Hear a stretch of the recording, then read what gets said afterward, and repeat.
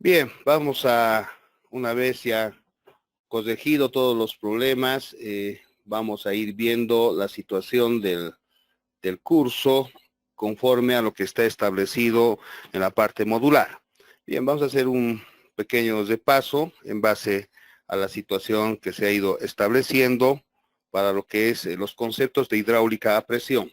Prácticamente vamos a tocar tres puntos fundamentales, que son las generalidades, la ecuación de la energía para el flujo unidimensional o la ecuación de Bernoulli, y las pérdidas de carga, que es propio de todo lo que son los accesorios o lo que llamamos pérdidas por singularidades. Bien, indicábamos que dentro de las definiciones básicas, normalmente cuando tenemos un flujo que está transcurriendo, en este caso por una sección, ya sea una tubería circular o una sección rectangular, pero en este caso, si observamos en el dibujo, esto está dado en flujo libre, ¿no? Entonces no es a presión, pero sí la primera parte, que está en la parte izquierda, se trata de una sección transversal de una tubería. Prácticamente lo que va a originar ese movimiento es una presión. Esta presión prácticamente está originado ya sea por un desnivel que tengamos de cotas o en su defecto por una turbina, que puede ser una bomba o puede ser prácticamente algún elemento externo que está generando esta energía. Vale decir, dentro de una región de flujo, en este caso en una tubería, necesariamente vamos a tener esta situación de una velocidad que está generándose. Esta velocidad es propiamente la energía cinética. Cualquier energía cinética que analicemos está en función de esta velocidad y prácticamente este diferencial que consideramos de área, si yo multiplicaría esta velocidad por este diferencial de área, automáticamente tuviese un volumen. Y ese volumen necesariamente, al multiplicar con un valor infinitésimo, y si lo divido esto entre un tiempo, voy a tener un caudal. Entonces, prácticamente para que se mueva este movimiento en esta región de flujo, lo que vamos a establecer es un tiempo inicial, y para que exista ese caudal, ese delta de tiempo que vaya acumulándose, prácticamente esta velocidad será una velocidad constante. Es decir, prácticamente el flujo que está circulando por esta tubería, ya sea cuadrada, ya sea circular, y esa presión, entonces estaría prácticamente en todas las paredes.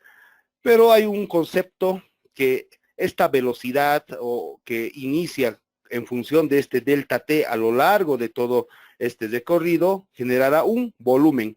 Y entonces acá es donde estamos mostrando este B sub 0, que acá vemos como ese volumen que se está dándose en un determinado tiempo, ¿no? Entonces ahí vemos en un segundo un volumen sobre tiempo, tuviésemos directamente un caudal. Esto es la famosa ecuación de continuidad, que vale decir, si no hubiese ingresos ni salidas dentro de una tubería, prácticamente el comportamiento al principio de una tubería y al final de la tubería tendría que ser lo mismo. Es decir, que esa velocidad por el área, como estamos observando ahí en el dibujo, prácticamente generaría un volumen que sería volumen sobre tiempo, un volumen o un caudal en este caso, que sería constante a lo largo de toda esa tubería, si es que no existe ingresos ni salidas.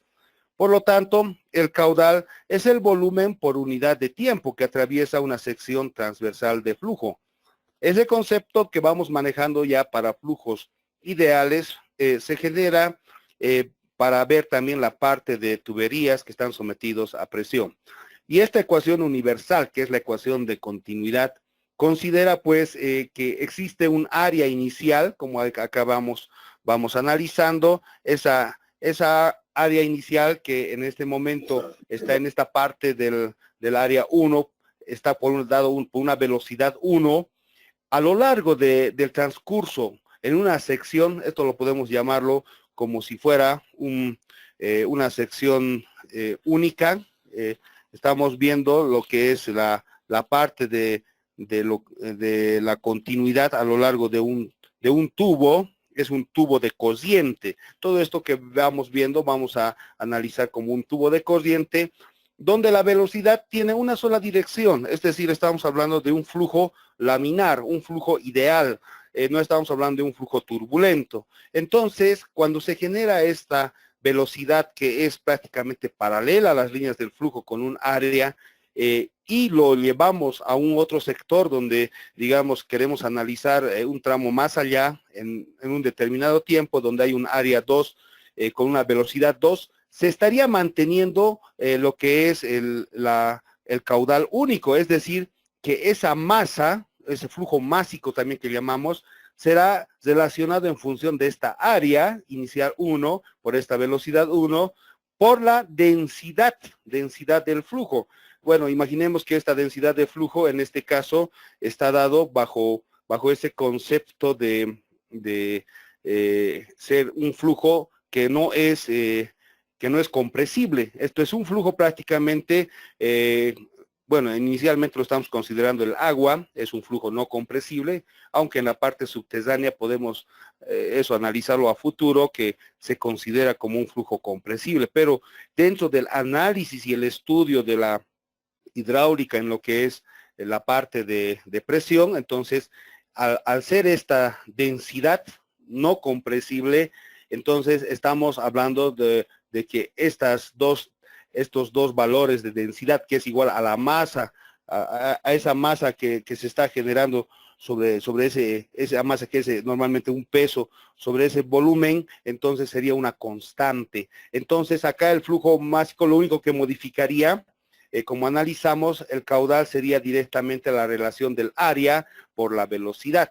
Entonces, esa área por la velocidad que me está dando el caudal será en este punto 1, igual que esta área por este punto 2, y así hasta llegar a un área n sub n por una velocidad sub n. Entonces, ¿qué modificaría? Si estamos, digamos, en un elemento delgado, y si podemos un poco ir analizando lo que es, digamos, podemos ver un tubo pitot, ¿no? Entonces, o un venturi también podemos analizarlo. Si acá tenemos un área 1, acá digamos está esta área 1 y acá está esta área 2, lo que modificaría en este caso sería simplemente la velocidad. Aquí tendríamos una velocidad 1, una velocidad en este caso 2. Entonces, acá el caudal es constante, ¿no? Como acá observamos, el caudal es área 1 por velocidad 1. Digamos que tenemos un tubo de diámetro de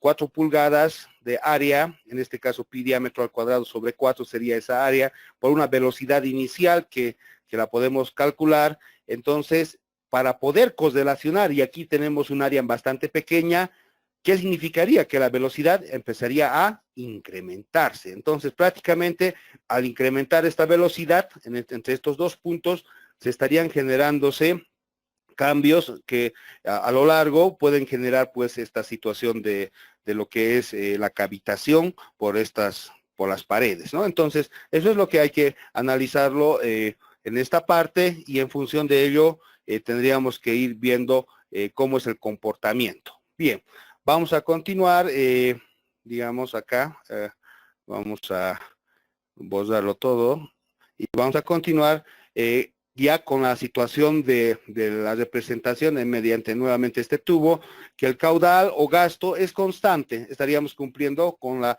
ecuación general de continuidad. Dentro de las aplicaciones de la ecuación de continuidad y del concepto prácticamente de gasto o flujo másico que también llamamos, prácticamente está aplicado a todo lo que son tuberías cerradas. Y hablamos de tuberías porque es más fácil fabricar tuberías que son de manera circular que de una tubería cuadrada, ¿no? Pero, pocas veces se observan algunos elementos que son más propiamente de la mecánica automotriz, que tiene otra forma. Acá tenemos un ejemplo y vamos a analizar en este elemento. Ayer veíamos, si digamos sale en este caso, acá de este estanque, y saldría acá una manguera, digamos, una manguera bastante larga, donde dice: considere que el régimen de flujo es permanente.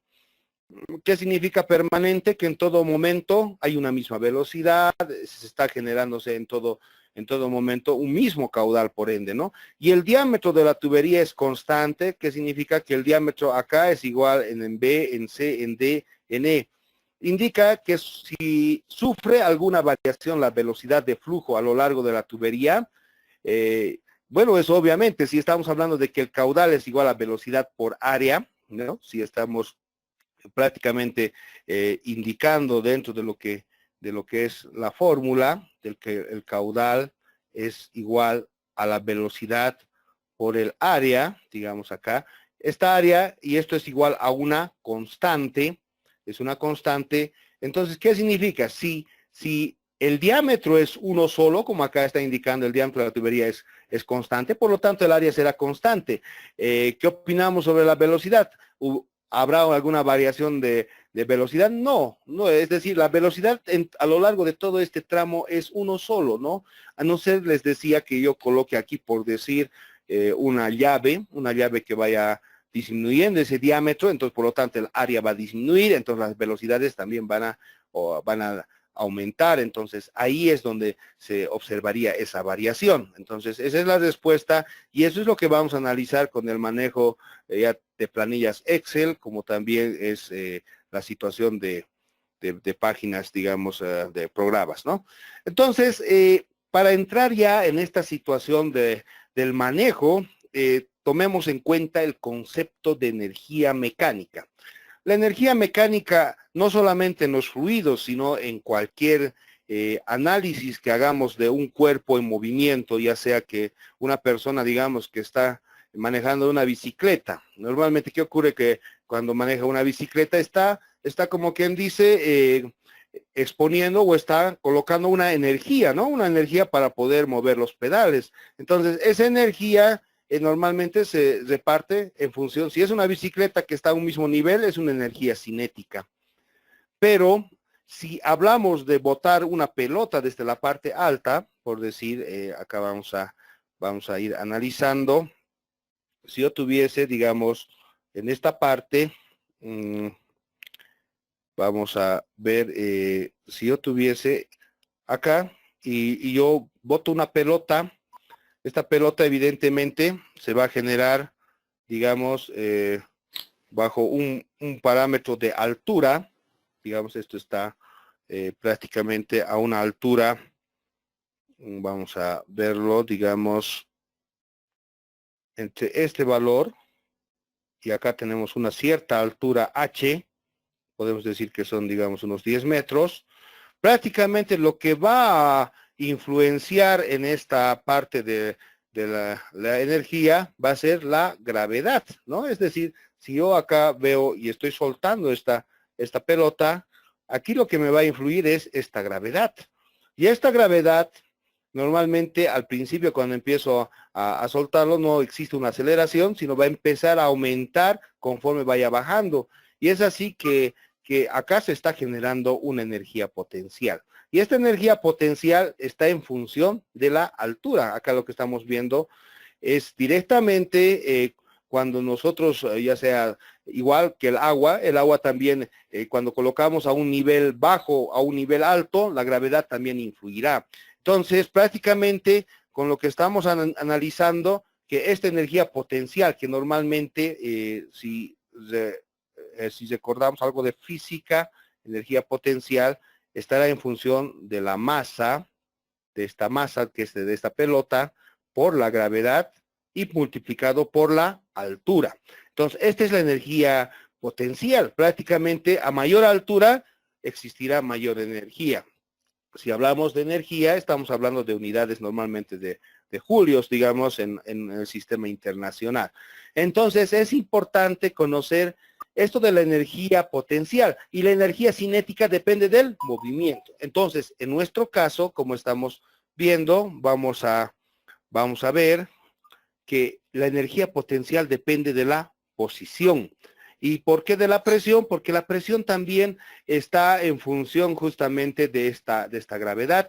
Entonces, por lo tanto, tanto de la altura como de esta gravedad nos indicará esa energía potencial, y la energía cinética como su nombre lo dice, está en función del movimiento. Si yo analizo, digamos, como les decía, una bicicleta, digamos, ahí está la bicicleta, donde yo estoy prácticamente sometiendo a una velocidad acá. Esta velocidad me va a, que yo voy, digamos, acá en los pedales, voy prácticamente estableciendo un esfuerzo, ¿no? Un trabajo en este caso, más que esfuerzo, es un trabajo. Ese trabajo que lo realiza, digamos, el hombre a una cierta velocidad, va a generar esta energía cinética. Entonces, la energía cinética que normalmente conocemos, energía cinética, será igual, y esto ya viene del concepto de Isaac Newton, un medio de la masa, un medio de esta masa por la velocidad al cuadrado, ¿no? Entonces, esta es la fórmula con la cual nosotros generamos la energía del movimiento, ¿no? Entonces, si yo analizo en una bicicleta, será toda esa masa será todo lo que conforma la bicicleta, incluyendo, digamos, la persona más que lo maneja. La velocidad estaríamos considerando puede ser una velocidad constante o una velocidad variable. Entonces, mientras más velocidad, más energía. Entonces, esa es la parte de la energía cinética. Prácticamente la forma de la energía mecánica es la suma de la energía potencial más la energía cinética. Pero ahí, luego vamos a analizar para el concepto de manejar las fórmulas de Bernoulli, entra también la energía del trabajo. Por lo tanto, dentro del concepto de la carga, que es una carga, no es otra cosa que dividir esa energía sobre el peso, ese peso que no es otra cosa que la masa, esa masa que se está generándose prácticamente dado la gravedad, ¿no? Entonces esa densidad másica por la gravedad, entonces nos va a definir ese peso y por lo tanto el peso es distinto acá en la Tierra que en la Luna, decíamos, ¿no? Por más de que tenga una misma masa, un mismo elemento. Entonces, ¿qué influye? La gravedad, ¿no? Entonces, dada esa situación, acá vamos a un poquito, este concepto es importante tener sobre lo que es la energía potencial. Siempre que hablemos de potencial, y siempre que analicemos un movimiento de una partícula de un cuerpo libre, ya sea en este caso el fluido, siempre van a estar incluidos tanto una energía cinética como una energía potencial. En este caso, como vemos para la parte de lo que es una carga, acá estamos viendo esta carga que estaría dado por una masa, ahí está la masa, y un Z1 que sería esta altura, entonces y multiplicado por la gravedad, ¿no? Entonces, esa es la energía potencial. Si analizamos en contraste con este otro cuerpo, este mismo cuerpo, digamos, que tiene la misma masa, por la misma gravedad, pero a una altura menor, si observamos, ¿quién tendrá más energía potencial? Será el que está en la parte superior. Y conforme vaya llegando hasta un nivel de referencia, este nivel de referencia que normalmente puede ser el suelo o puede ser la situación de un nivel de referencia de algún elemento, entonces acá cuando ya llegue a este nivel tendría que ser cero, ¿no? Entonces no hubiese energía, estuviese prácticamente el cuerpo en reposo. Entonces, en función de las posiciones del cuerpo, esta energía que se va generando ya para un fluido, está en función también dónde está ubicado estos puntos. Cuando yo analizo un estanque en la parte superior, tendrá esta partícula una mayor energía potencial que cuando está en la parte inferior. Si esto yo lo represento como si fuera un tubo que está, digamos, sometido a un determinado movimiento, en este caso, esto yo lo puedo correlacionar en función de la parte horizontal, yo podría observar que en la parte inferior tiene una menor energía potencial que en la parte superior, ¿no? Entonces, esa situación también a la vez, como hay un movimiento, hay una velocidad, existiría también a la vez una energía cinética. Podemos indicar, por lo tanto, la diferencia de esta altura, este Hz que estamos considerando acá como el valor, y esto es una parte fundamental de la ecuación de Bernoulli, si recordamos, la ecuación de Bernoulli está en función no solamente de la altura, también está en función de la velocidad y está en función de la de lo que es la presión con la cual se mueve este elemento, ¿no? Entonces, prácticamente, si hacemos una división de la energía potencial entre el peso, que sería la masa por la gravedad, la energía potencial, recuerden, hemos dicho que es masa por gravedad por la altura, ¿no? Esa es nuestra energía potencial. Si yo divido entre la masa por la gravedad, voy a tener prácticamente el valor del nivel de referencia, ¿no? El Z. Ese valor de Z que estamos observando prácticamente es el que me define el valor que está estableciendo la cota que me va a permitir modificar. Bien, entonces, en función de ello es que vamos a ir analizando que como este valor de Z, que es parte de la ecuación de Bernoulli, va a referirse directamente a la energía potencial. Muy bien. Hay otra carga, que es la carga a presión. Esta es la carga que permite ese movimiento o el trabajo inicial. Esa carga a presión, si nosotros recordamos la energía de la presión, es justamente si yo analizo en el dibujo, vamos a esquematizar dentro de lo que es el manejo de una. Entonces, si observamos acá hay una presión, ¿no? Esta es esta presión. Esta presión que estamos generando, recuerden que presión es fuerza sobre área, ¿no? Ya, les indicaba que esta presión, que es la fuerza sobre área, en realidad la presión no es acá la presión, acá, por favor, esta es la fuerza más bien, esta es la fuerza, ¿ya? Entonces, si yo analizo acá, esta sería la fuerza. Esta fuerza es la que me está permitiendo mover. Acá hay un delta de movimiento que yo lo puedo analizar, digamos, en esta parte. Ahí está, cuando decíamos que hay una energía ahí, aquí se genera este delta que vamos dando de desplazamiento, un delta X, y acá tenemos un área, ¿no? Entonces, para mover esta área de un punto a otro punto, yo necesito una fuerza, y esa fuerza es igual, o la presión es esa fuerza sobre área. Entonces, si yo despejaría de acá esa fuerza sería igual a la presión por el área.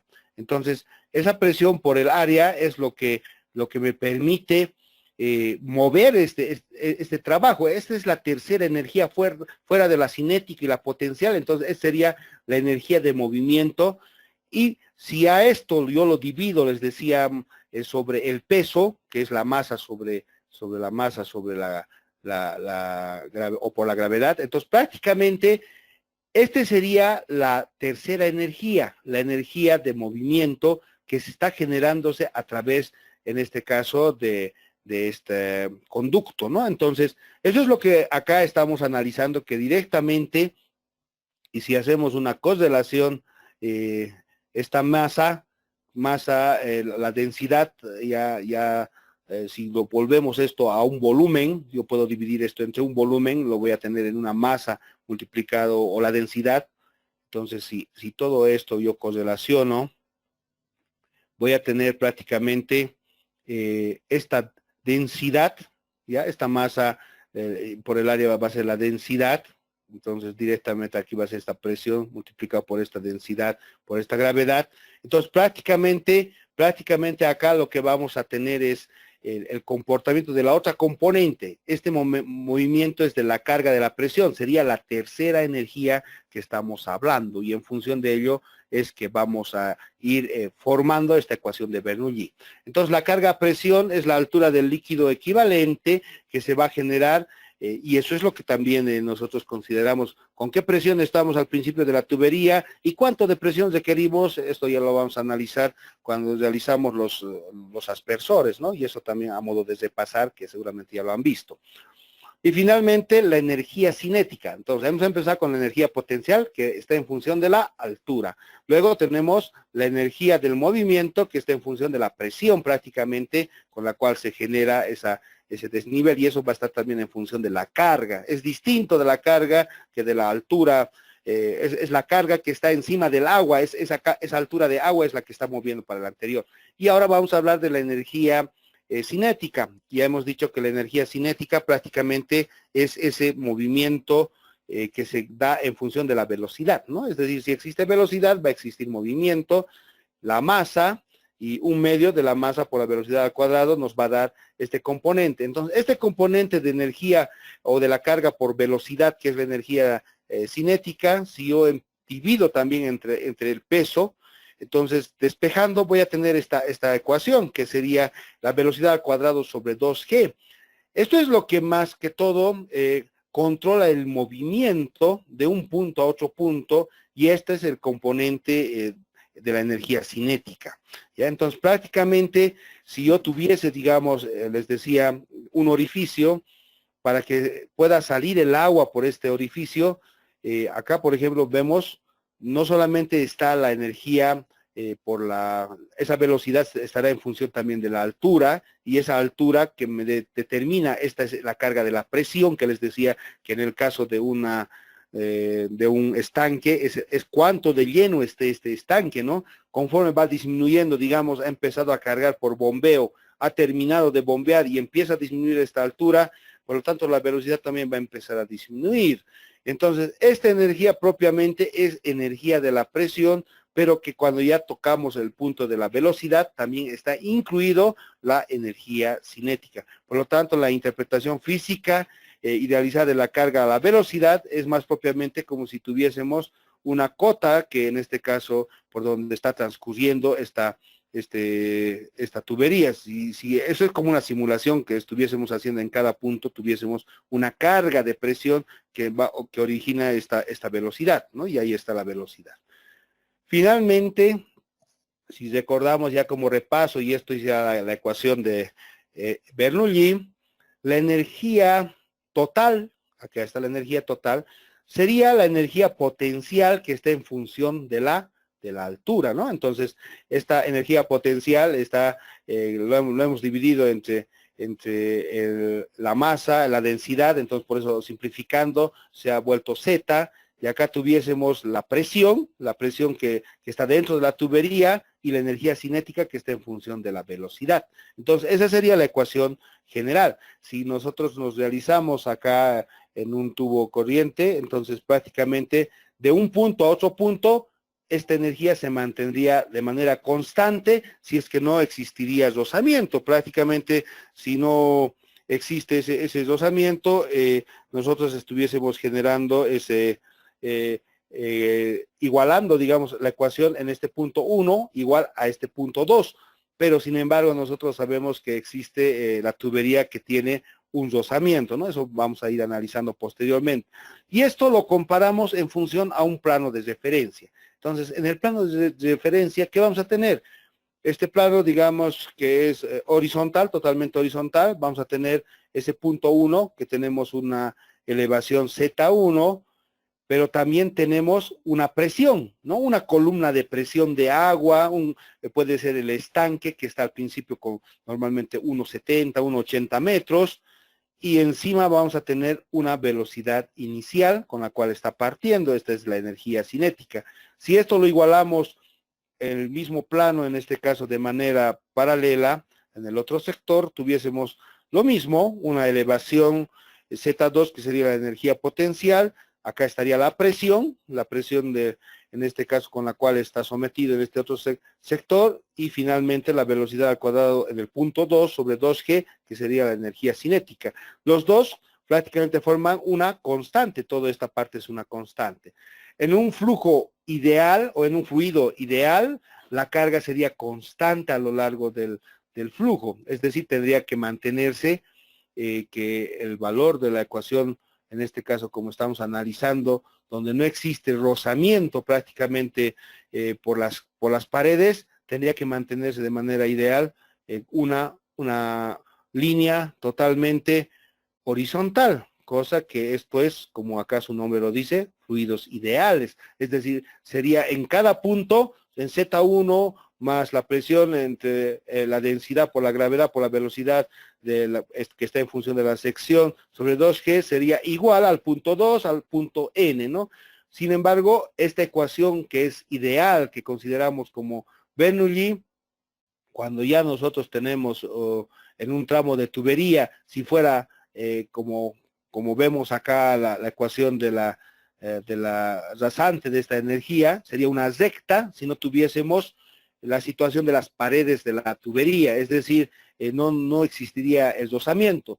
Y les decía que como existe a lo largo de todo el tramo la tubería, y muchas veces esto lo dibujamos de la siguiente manera, yo tengo acá una tubería, ahí está la tubería, digamos, esta es una sección de tubería, la cual, digamos, por donde está pasando el fluido, este fluido por las paredes, la velocidad está más o menos de esta manera. Entonces, está impidiendo que la línea de flujo cerca a las paredes pueda desplazarse fácilmente. Entonces, las paredes prácticamente, mientras mayor sea el diámetro, menor es la pérdida porque no hay tanto efecto, ¿no? Por este coeficiente de deslozamiento, y eso vamos a analizar con las famosas fórmulas de Hazen-Williams, de Colebrook-White.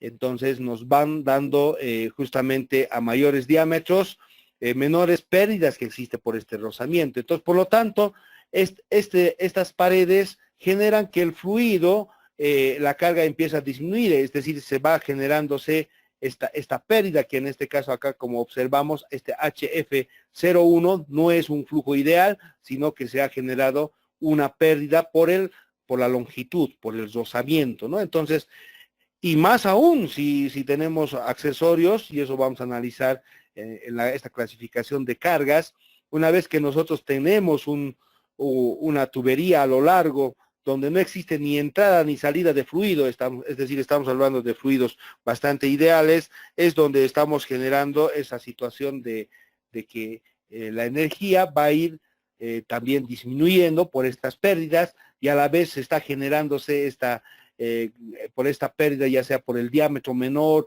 o ya sea por los caudales mayores que se están generándose, un equilibrio, pero considerando esta pérdida que hasta la fecha se han ido investigando distintas fórmulas. Entonces, las pérdidas por fricción en un tubo recto, que está considerado como este H sub F del tramo de 0 a 1, va a ser un valor que está en función de la longitud. A mayor longitud, mayor pérdida, ¿no? Entonces, la pérdida normalmente es una pérdida unitaria que lo saco y que luego lo multiplico por la longitud, entonces voy a tener una pérdida total. Entonces, si yo considero y coloco en este caso un accesorio, y esto también vamos a analizar cuando coloquemos, digamos, acá una válvula del tipo mariposa, la pérdida será todavía aún más. ¿Por qué? Esta pérdida normalmente es un factor K, que normalmente depende del tipo de accesorio, multiplicado por la velocidad al cuadrado sobre 2G. Y esa velocidad al cuadrado sobre 2G hemos dicho que es la energía cinética. Entonces, este factor K es un valor que está en función de las características de cuánto esté cerrado o abierto, en este caso la compuerta. Entonces, ahí se genera esta pérdida que genera prácticamente que no llegue, digamos, acá yo requería una presión de 30 metros columna de agua para un aspersor, entonces va a ser menor porque existe un accesorio. Lo mismo ocurre con los codos, lo mismo ocurre con los cambios de sección, entonces hay este factor K. Y esto se llama pérdidas por singularidades. Entonces prácticamente estas pérdidas locales o menores o por singularidades se genera a lo largo de todo un tramo en función, en este caso, ya sea para derivar un desvío de cámaras, y eso lo vamos a ir viendo, digamos, cuando coloco una cámara hidrante o cuando considero una derivación a un otro sector, ¿no?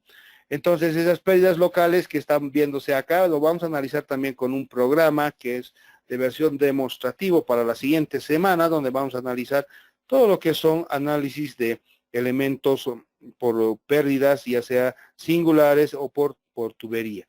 Entonces, ahí estarían las pérdidas totales, sería la suma de estas pérdidas que son, uno, por la parte de la tubería, que estaría aquí, esta sería una primera parte, aquí sería la otra parte por la tubería, sumado más las pérdidas locales o por singularidades.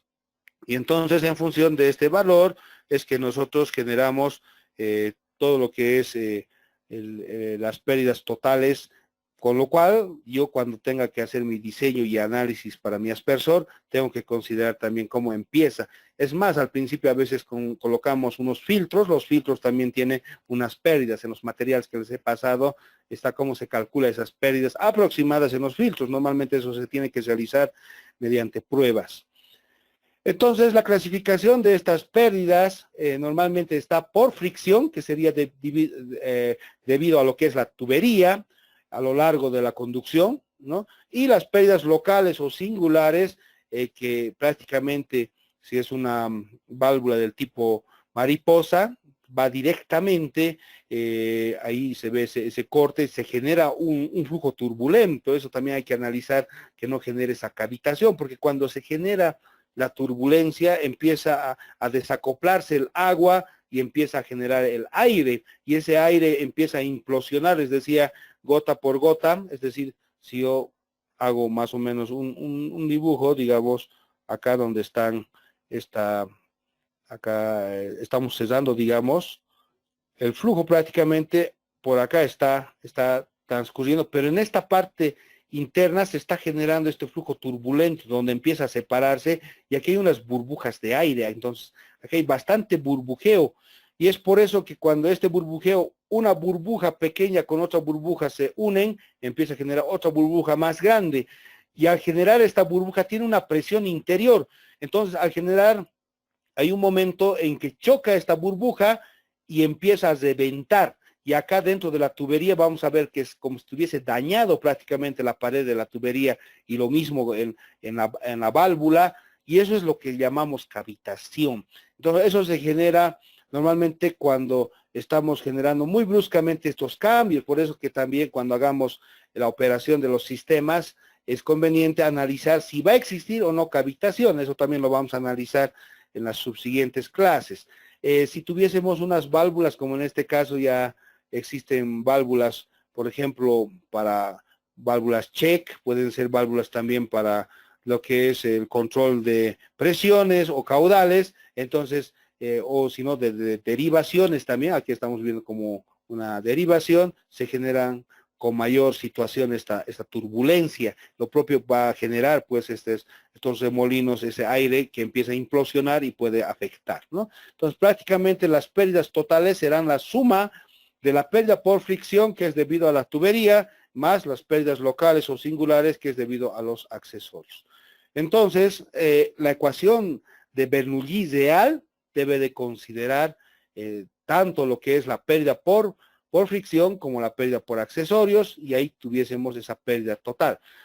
Pero también hay una situación que después vamos a analizar para la ecuación de Bernoulli. ¿Qué ocurre si yo cierro bruscamente una válvula? Estoy generando un golpe de ariete. Hay también una otra pérdida de singularidades que necesariamente tienen que ser considerados también en la operación, porque si yo, mi tubería no es capaz de soportar esa onda grande, y acá deberíamos de aumentar, pero ya estuviésemos saliendo de lo que es la ecuación de Bernoulli, lo que son las pérdidas transicionales o el golpe de ariete que se genera. Entonces tendríamos que considerar si la tubería es capaz de soportar, ¿no? Entonces eso también posteriormente vamos a ver. Finalmente, la ecuación de Bernoulli real, considerando estas pérdidas, sería la altura a la cual se encuentra un punto inicial de un punto final de dos puntos de referencia, en este caso, que está más la presión que tengas. Si digamos es dentro de un tanque, la presión será prácticamente esta altura, ¿no? Esta altura sería la presión que lo convierto, digamos, en metros columna de agua a una presión que puede estar en pascales. Entonces, esta presión que yo estoy considerando acá, normalmente si parte de un estanque, está entre 1,70 a máximo, digamos, 1,80, porque tomen en cuenta que la altura de un estanque tiene que ser capaz de soportar que si una persona cae, no se ahogue fácilmente, ¿no? Pueda nadar, etcétera. O si no, es también para la parte de lo que son alturas constructivas, donde no me genera mayor retracción, contracción en el hormigón. Esto sumado más la velocidad inicial, esta velocidad inicial que está en función prácticamente de si está empezando en reposo y empieza el movimiento porque existe un caudal. Tomemos en cuenta que aquí hay un caudal, y si yo estoy tocando que el caudal por la ecuación de continuidad es velocidad multiplicado por el área, entonces yo tengo un caudal que está saliendo por esta tubería, tengo el diámetro, entonces puedo despejar la velocidad directamente, ¿no? La velocidad será caudal sobre el área, y entonces eso voy a reemplazar en mi ecuación de Bernoulli. Y bueno, dividido entre 2 veces la gravedad normalmente consideramos 9.8, pero si digamos quiero ser exacto, conforme vamos subiendo, digamos, a la parte del occidente, debería de ir disminuyendo la gravedad, ¿no? Y eso lo igualamos a un punto 2, entonces acá estamos haciendo una comparación en el punto 0 y acá sería el punto 1, digamos, y tendría que sumar más la suma de todas las pérdidas, ya sea por singularidades que son los accesorios, más la pérdida de fricción que es en este caso la tubería. Entonces, si yo considero, y esto también vamos a analizar ya para un bombeo, en un bombeo también tiene la representación gráfica de la misma manera que la ecuación como hemos ido estableciendo para un elemento donde tenemos alturas.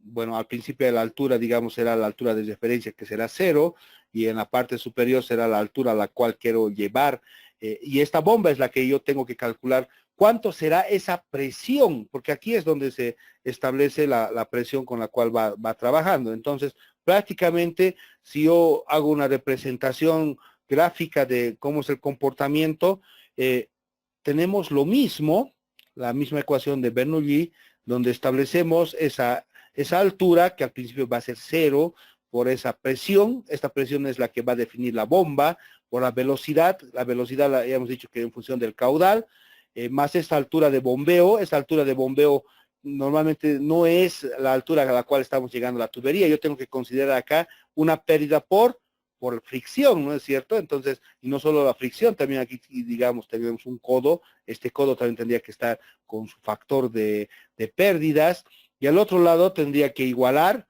prácticamente con lo que está llegando al elemento. Es decir, yo estoy dividiendo desde un punto inicial de donde existe acá, donde se está succionando el agua, hasta donde está llegando en el otro sector. Entonces, esto lo vamos a repasar con más detalle y haciendo el manejo también de un programa, el PUMP, PV Pump, donde se grafica también estas líneas. Es interesante ver cómo se va comportando en función del tipo de bomba, del impeller que se coloca.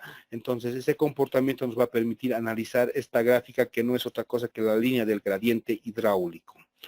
Bien, finalmente, dentro de lo que también son las particularidades en el caso de dos estanques, y no solo estanques, hay que tomar en cuenta que este puede ser un estanque y este otro puede ser una cámara rompepresión, que normalmente cuando la tubería, digamos, hay una máxima capacidad, y digamos, si estamos hablando de una tubería clase 6, lo máximo de una clase 6, que normalmente está C6, es 60 metros columna de agua, o lo mismo que decir 6 bares. Bueno, 6 bares aproximadamente son 60 metros columna de agua, ¿no? Entonces, si digamos estamos más allá de estos 60 metros columna de agua, tenemos un desnivel de 100 metros, digamos, en un punto, en otro punto, acá voy a tener que colocar una cámara rompepresión, y esa cámara rompepresión la calculo de la misma manera con la ecuación de Bernoulli. Es decir, estamos considerando, y eso también vamos a analizar cuando toquemos la parte de lo que es el análisis de estanques, cómo se establece esta pérdida, porque hay que tomar en cuenta que normalmente cuando se considera una cámara rompepresión, antes de que llegue a la rompepresión, voy a considerar una válvula, ¿no? Esa válvula también tiene un factor de pérdida. Muchas veces, si no se entiende perfectamente la ecuación de Bernoulli, no va a ser fácil poder representar esta ecuación, este análisis que estamos viéndolo. Bien, acá podemos ver un ejemplo práctico donde se quiere determinar justamente el caudal que circula entre estos dos depósitos en las condiciones, ¿no? Considérese que hay un desnivel de 25.8, este delta Z, hay un desnivel de 25.8, y que las pérdidas de cargas totales se pueden expresar, bueno, como si fuera 550,000 en función del caudal. Hay que tomar en cuenta que a mayor caudal hay mayor pérdida, y eso es obvio, si tuviésemos, no hubiese caudal que está circulando en una red, por decir, en este caso en la ciudad de Oruro, no está circulando, las pérdidas tendrían que ser cero.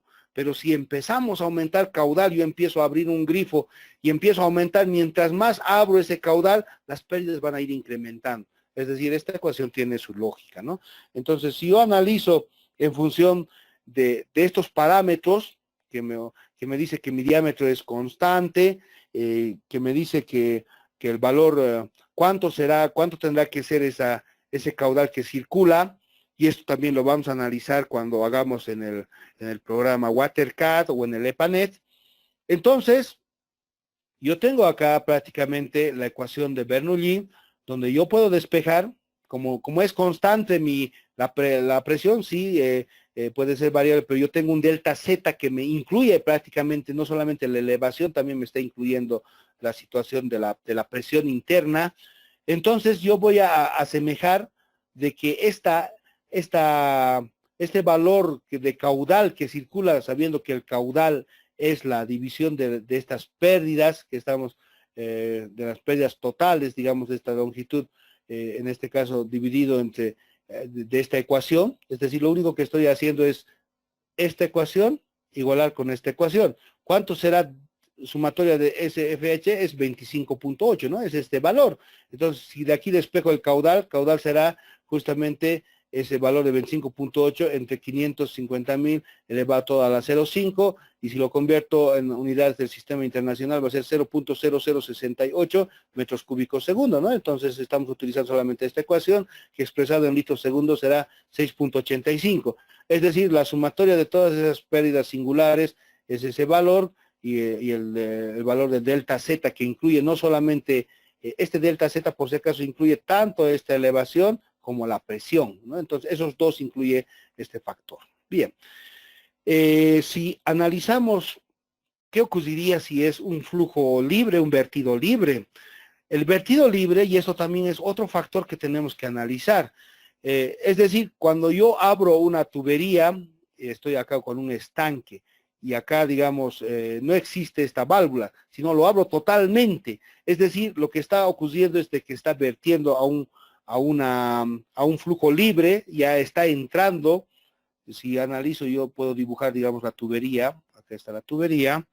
Y si yo veo, digamos, el valor de cómo está saliendo este flujo, el flujo al principio está prácticamente adosado a las paredes, pero hay un momento empieza a desacoplarse el flujo, ¿no? Y entonces ahí están las líneas de cómo está trabajando, y hay un desacoplamiento.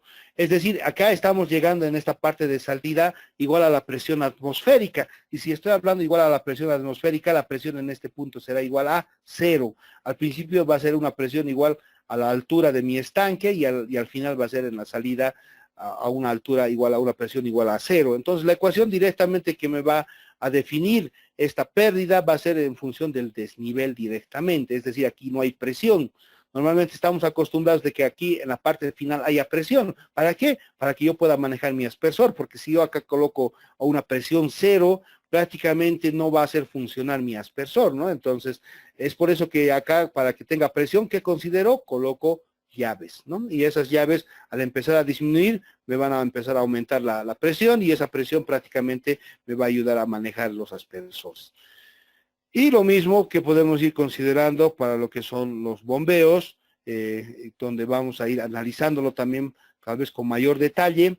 En conclusiones podemos indicar que la ecuación que gobierna dentro de una tubería donde no existen ni entradas ni salidas, porque después de eso sí vamos a ver qué ocurre cuando se empieza a separar, está la ecuación de continuidad, que está en función del área y la velocidad, ¿no? Por un lado, y por otro lado, la ecuación de Bernoulli. Estas dos ecuaciones son las que me determinan la dinámica de fluidos en un flujo uniforme, donde no existe variaciones, tampoco es un flujo que no es compresible y que prácticamente obedece a un flujo laminar, ¿no? Donde existen pérdidas singulares y pérdidas de fricción. Y eso es lo que podemos analizar en cuanto al gráfico como tal, con lo cual ya prácticamente estaríamos viendo el comportamiento, y cuando colocamos y consideramos lo que son la parte de de accesorios, entonces van a ir modificando. Bueno, aquí hay algunas bibliografías que les aconsejo y después vamos a entrar a esto del que es el manejo de lo que es el Excel, ¿ya? Entonces, no sé si esta situación, evidentemente acá hay uno de los compañeros que me dice, me interesa que veamos el tema de bombas, y sí lo vamos a ver con todo el detalle, este programa del Pumpit que les voy a facilitar, prácticamente es todo una clase de bombas, inclusive vamos a analizar la situación de cómo afecta la altura, el nivel de la altura, si estamos mientras más alto las bombas tienen una menor eficiencia, ¿no? Entonces vamos a también analizar el factor de cómo es la cavitación, el factor de cavitación, el NPSH que se genera dentro de las bombas es distinto, y eso está en función de los catálogos. Vamos a ver una bomba Pedrollo, vamos a ver una bomba Flight, y en función de eso vamos a ir analizando qué tipo de bomba, y con estos programas que actualmente existen, vamos a poder escoger la mejor bomba. Entonces hay que tomar en cuenta que la bomba está conformada de dos partes, ¿no? Hay una parte que prácticamente hace ese movimiento, y lo otro que es prácticamente el accesorio que hace, que conforma o transforma esta energía. Bien, vamos a un poquito a analizar también, para entrar ya en esta parte, la siguiente diapositiva, que es propiamente la parte de los riegos. Esta parte de los riegos que vamos a ir analizando, está en la diapositiva de presentación de 3.2, si pueden abrir, y vamos a ir viendo de la hidráulica de riegos. Prácticamente la hidráulica de riegos está en función justamente de la ecuación de Bernoulli, donde establecemos una presión estática, que les decía que esto es una de las energías, la presión que hace ese movimiento, que es el nivel de los estanques, las pérdidas por rozamiento, que sería de la tubería, y las pérdidas por singularidades, que serían en este caso, ya sean los codos, inclusive un acople, si utilizamos una tubería PVC, tiene también su factor de pérdida, que será mucho menor, no tanto así como una reducción, ¿no? Entonces, en función de ello, se establece una ecuación general. Esta ecuación que estamos viendo es la fórmula de Darcy, y acá podemos ver, en función del tipo de tubería, el factor C. Y les he compartido, por si acaso, antes de que empiece esta clase, les voy a mostrar una planillita que les he pasado como PDF, que es el valor de C, que es el coeficiente C. A ver, vamos a ver si podemos revisarlo, este coeficiente C, y es interesante analizar. A ver, vamos a tratar de mostrar esta. A ver, ahí está. Bien, acá, si ustedes observan, esta es una recopilación del libro de Tarjuelo, ¿ya? Entonces, acá, si ustedes van viendo, y esto también pocos lo analizan, a veces piensan que el coeficiente C para una tubería de riego es lo mismo que para un sistema de agua potable, y no es así. Prácticamente, si analizamos el diámetro de tubería, mientras menor sea el diámetro, estamos hablando de 25 milímetros, 75 milímetros, el valor del coeficiente C, en este caso, de Hazen-Williams, será menor, pero si conforme vamos alejándonos a diámetros mayores, el coeficiente de Hazen-Williams será mayor. Y al ser mayor el coeficiente de Hazen-Williams, también, pues, si ustedes observan en esta parte superior, es un factor que divide. Entonces la pérdida de carga en diámetros mayores será menor, será al revés, ¿no? Inversamente proporcional. Y es que esto es lo que tenemos que nosotros considerar cuando realizamos estas ecuaciones, ¿no? Es decir, no consideremos, si estoy utilizando una tubería, ya sea de polietileno, de PVC, con diámetros mayores, tengo que empezar a disminuir, o digo, aumentar este coeficiente de Hazen-Williams, y eso me va a ayudar también a analizar. Entonces, prácticamente acá que estamos analizando este coeficiente, 140 para PVC y polietileno es un valor general, que si voy a empezar a aumentar de diámetros mayores a los, ya sea más de 30 centímetros, va a empezar esto a aumentar y eso va a ser favorable.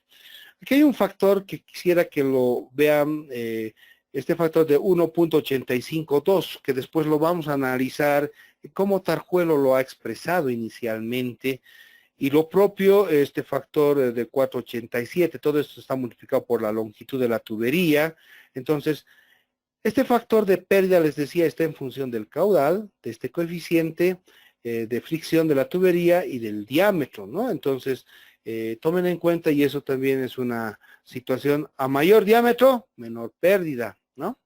¿Y por qué? Porque está dividiendo, ¿no? Porque ahí está, es lo mismo que decir dividido entre D elevado a la 487. Y a menor diámetro, mayor pérdida, pero también las velocidades a menor diámetro, mayor velocidad, ¿no? Por la ecuación de continuidad. Acá hay una situación, las uniones entre tuberías provocan pérdidas, es bien baja, prácticamente si nosotros consideramos, a no ser que sean diámetros pequeños en el sistema de agua potable, sí. Si hacemos una unión campana o hacemos una unión ya de rosca y a veces una cierta extrusión, porque tomen en cuenta, y esto también un poquito vamos a analizar, cuando consideramos, digamos, a ver, vamos a ver, con nuestro lapicero, a ver, lapicero, aquí ha desaparecido nuestro lapicero, a ver, y ya. De todas maneras, ¿qué es este factor C, que es el factor de coeficiente de fricción?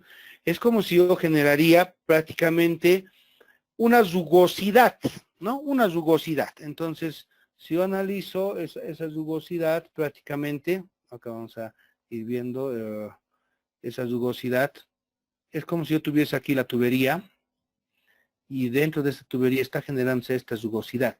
Que si yo utilizo la ecuación de Manning, lo que mido es esta alturita en milímetros, esta alturita M que vamos a ver en la ecuación de Manning, que también es parte en vez de C.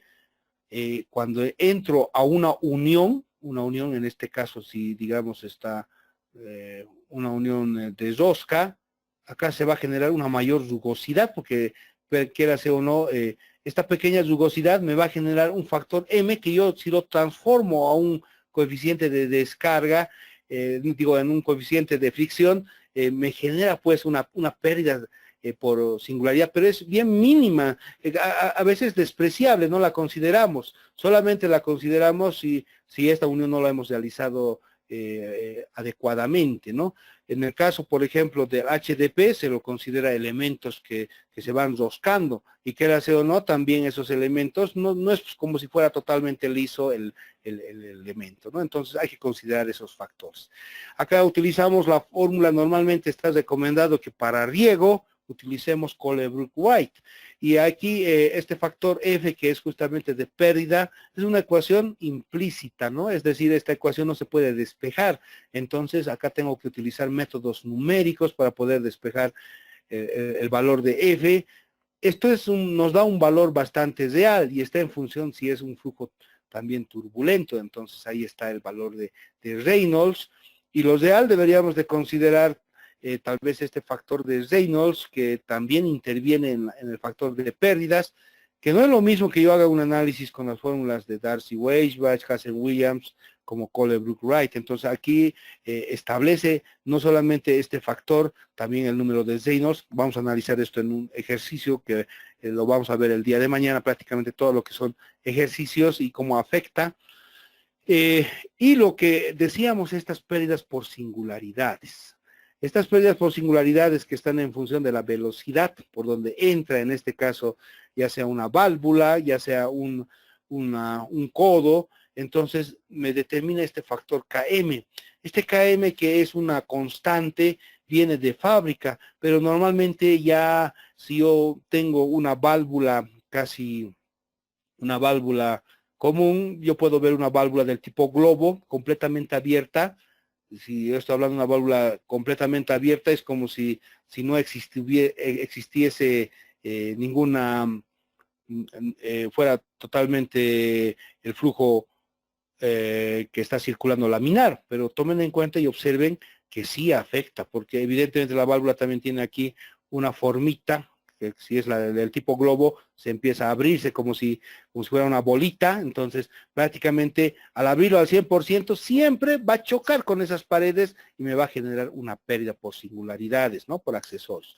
Entonces observan que en una válvula globo es mayor que en una válvula de tensión o las de compuerta son esas que van bajando del tipo cortina, y si damos una cierta abertura a 3/4, a media o 1/4, tiene un factor de pérdida. Algún momento, especialmente nuestros colegas ingenieros agrónomos dicen, si yo quiero que funcione acá un hidrante, yo le voy a dar 2 vueltitas, ¿no? 2 vueltas que más o menos es 3/4, hay un factor de pérdida, pero puede ser que haya mucho desnivel del terreno en la parte inferior, me indique el acompañante que es el encargado de la válvula, no funciona con 2 vueltas, tiene que ser 4 vueltas, entonces lo estamos cesando más y ese factor pues no es el doble, miren que es prácticamente más del doble, o si es 1/4, prácticamente si está cesando aquí la tubería y apenas la 4ª parte está circulando de caudal, es como 24 veces este factor.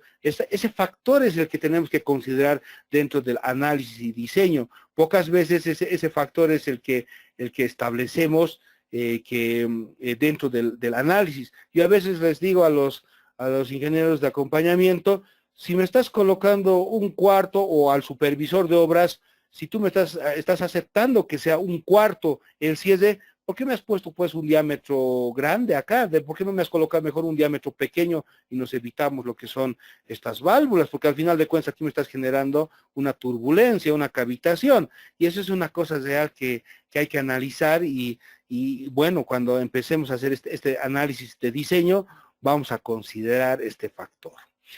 Bien, entonces dentro de la hidráulica de riegos prácticamente hay que establecer dónde está nuestro punto alto. Si digamos acá está nuestro estanque o una obra de toma que prácticamente está en la parte elevada y quiero llevar a un estanque, tendré que considerar pues lo que son el terreno natural.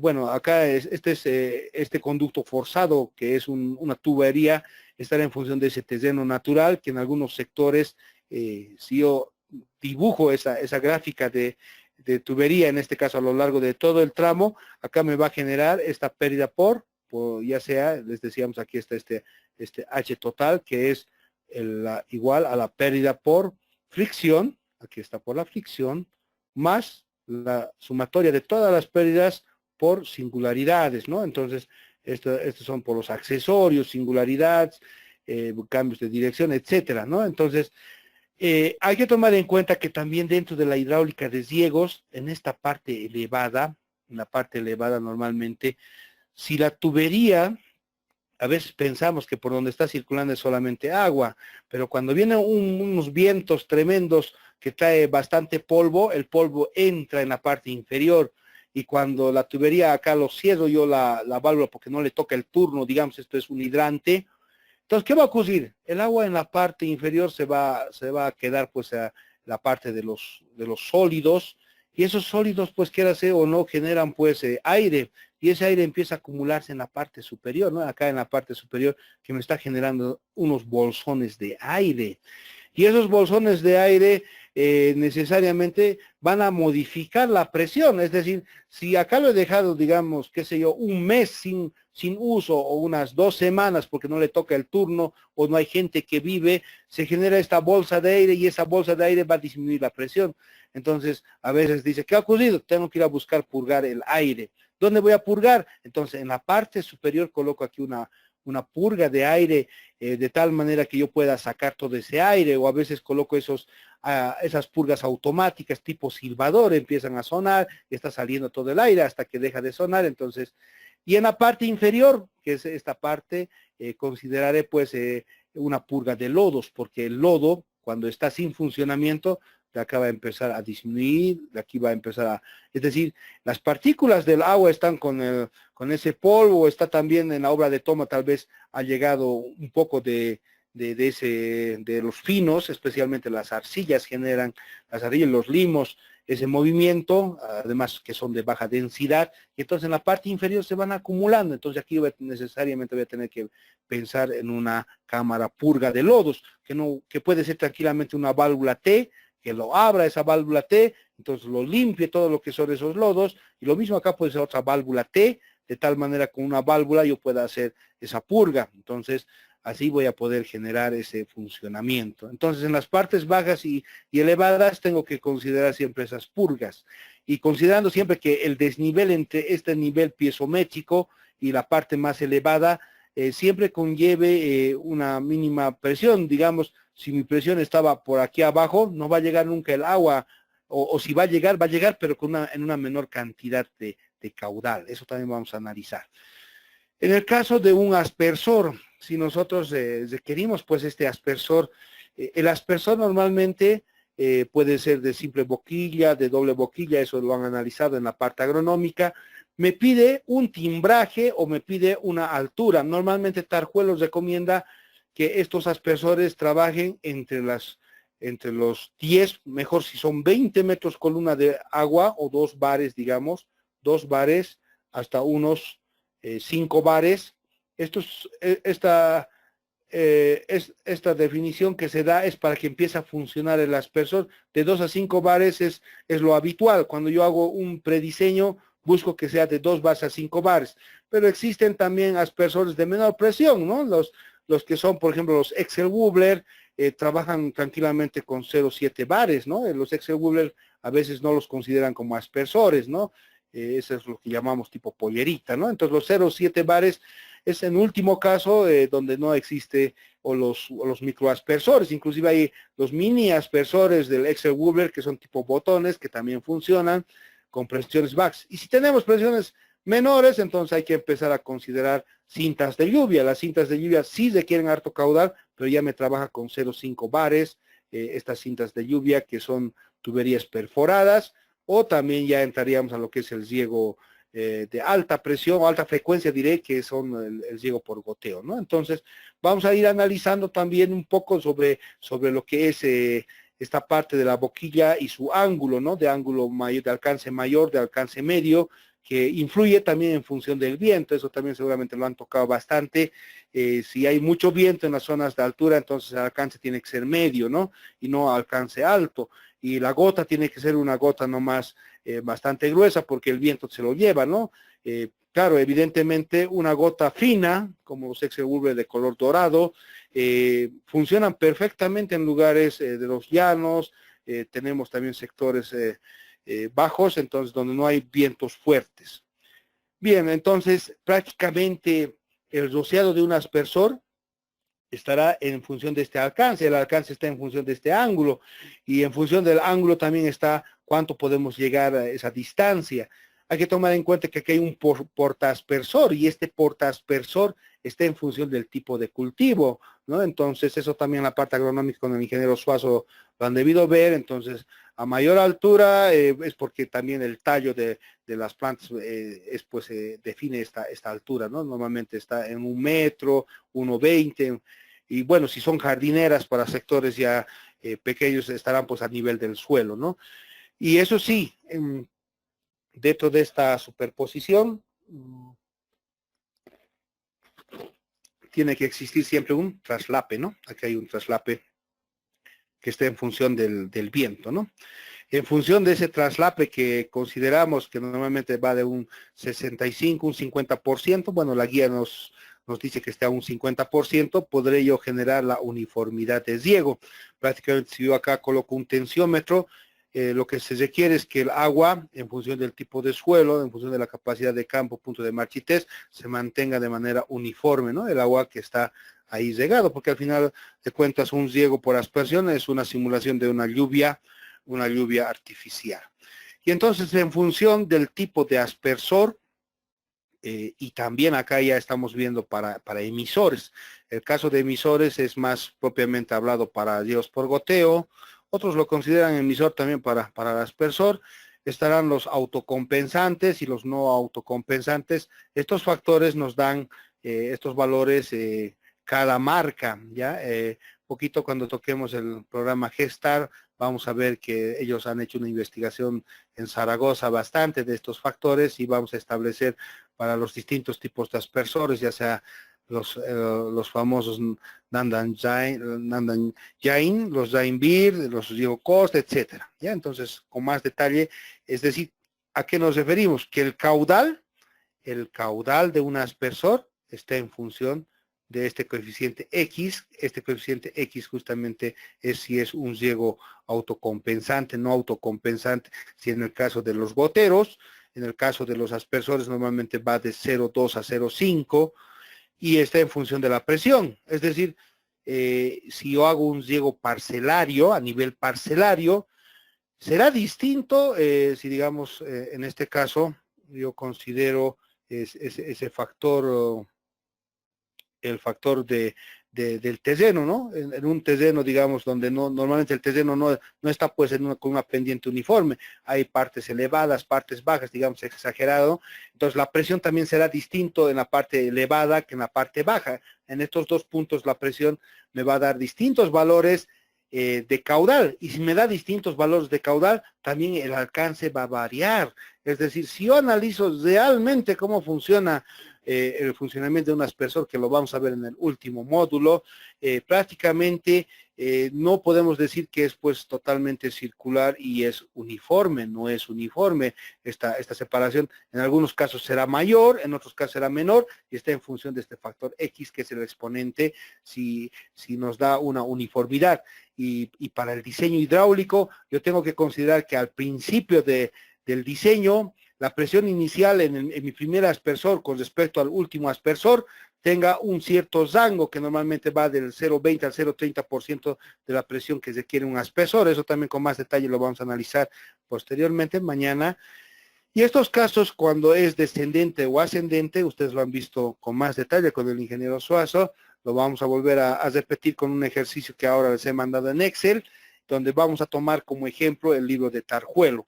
Entonces, dentro de la hidráulica de riegos, aquí están los elementos que nos causan pues esas pérdidas singulares, ¿no? El hecho de que nosotros coloquemos acá, esto ya consideramos como un cabezal de riego, donde hay unas válvulas, donde hay cambios prácticamente para modificar, y más aún si esto lo automatizamos, acá colocamos unos codos, por ejemplo, de un HDP lo convertimos por un cambio, acá tenemos una cuellera que lleva un tubo, puede ser en este caso de fierro galvanizado, y ahí están las válvulas. Entonces normalmente esto eleva para una cámara hidrante, ¿no? Entonces en la última clase vamos a ver varios tipos de ejemplos de cómo se coloca y cómo no se debe de colocar también, ¿no?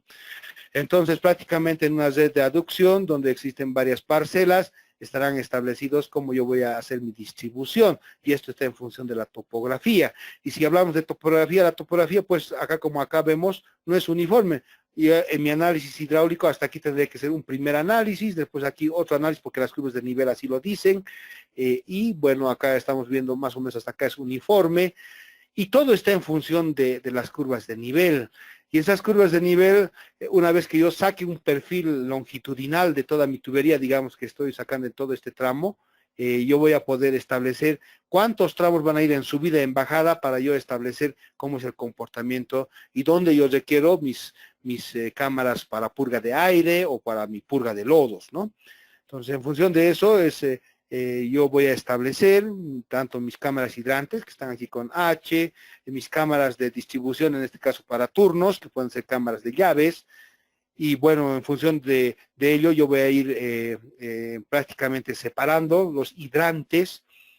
Cada hidrante, cada cámara hidrante tiene una presión estática, se lo dice porque no está en movimiento, y hay que analizar de que yo tengo que considerar en mi análisis no con pérdidas en movimiento. Es decir, si yo dibujo en este caso, digamos, está acá el terreno natural por donde está pasando la tubería, y acá en la parte superior hay un estanque. Aquí tengo que considerar una línea horizontal.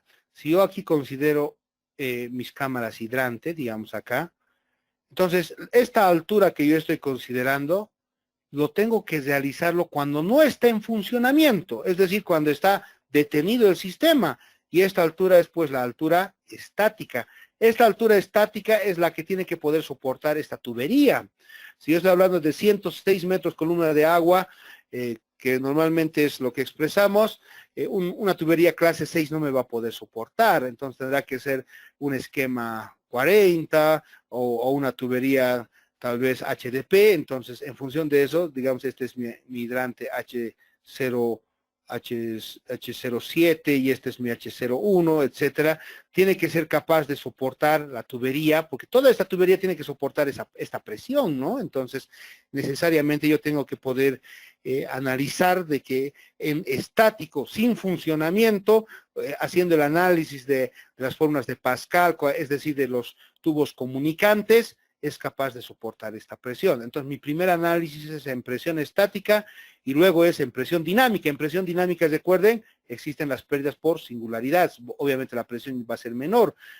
Si cumple a presión estática, por demás va a cumplir a presión dinámica. Eso lo vamos a analizar con un ejercicio completo también. Entonces, una vez analizado, dentro de la hidráulica de riegos, también sabemos que nuestro hidrante puede ser doble o puede ser simple. Como hemos visto en el dibujo, cuando es doble, ahí tenemos a los dos sectores, está subiendo por acá, por la parte central, por acá abajo puede estar pasando la tubería. Esta es mi cámara hidrante, digamos que está hasta esa parte inferior, y aquí están mis dos llaves, las dos llaves. Esta es una doble, que por acá, normalmente esta tubería sale hasta fuera de las paredes de esta cámara hidrante. Esta es una cámara hidrante que vamos a ver que está con una tapa prácticamente, y a veces acá lo colocamos una cadena para que nadie entre.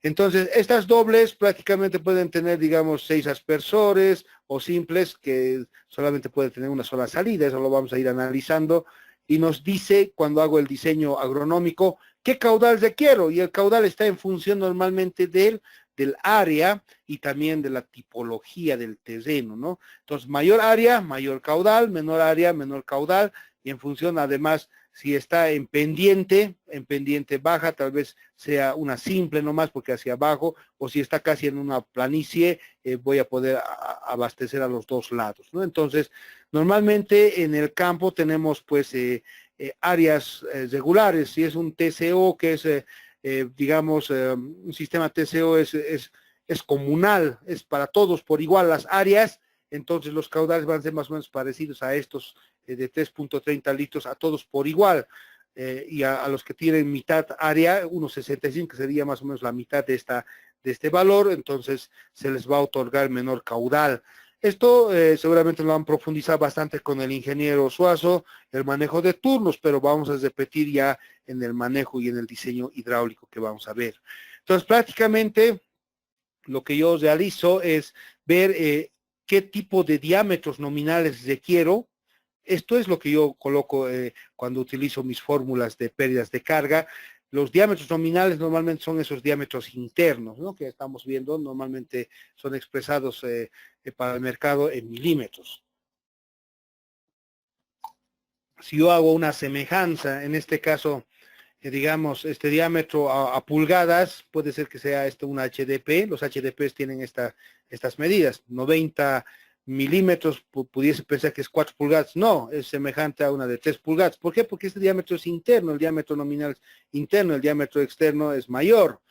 Si esto lo puedo asemejar a un SDR21, en su diámetro interno, para una pulgada sería 28 milímetros, y obviamente el espesor es el que define, mientras más espesor, más presión podrá soportar.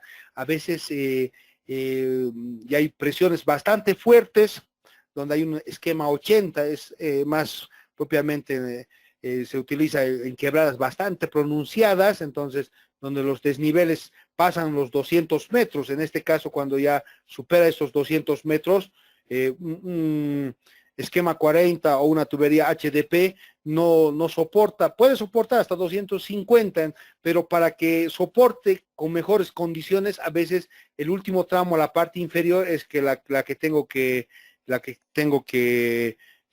prácticamente colocar un hormigón. A veces esta parte final que establecemos por acá, esta última parte es la que yo voy hormigonando, ¿no? Voy hormigonando para que pueda yo establecer, bueno, en la última parte, en la parte final, aquí en la parte final, con un hormigón armado. Entonces, estos análisis normalmente que lo hacen en piping los mecánicos, nosotros también lo podemos calcular como hormigón armado, cuando hay fuertes pendientes, entonces nos van a ayudar como si estuviésemos dándole una capa más, y eso se calcula para evitar ese reventazón que se genera, ¿no?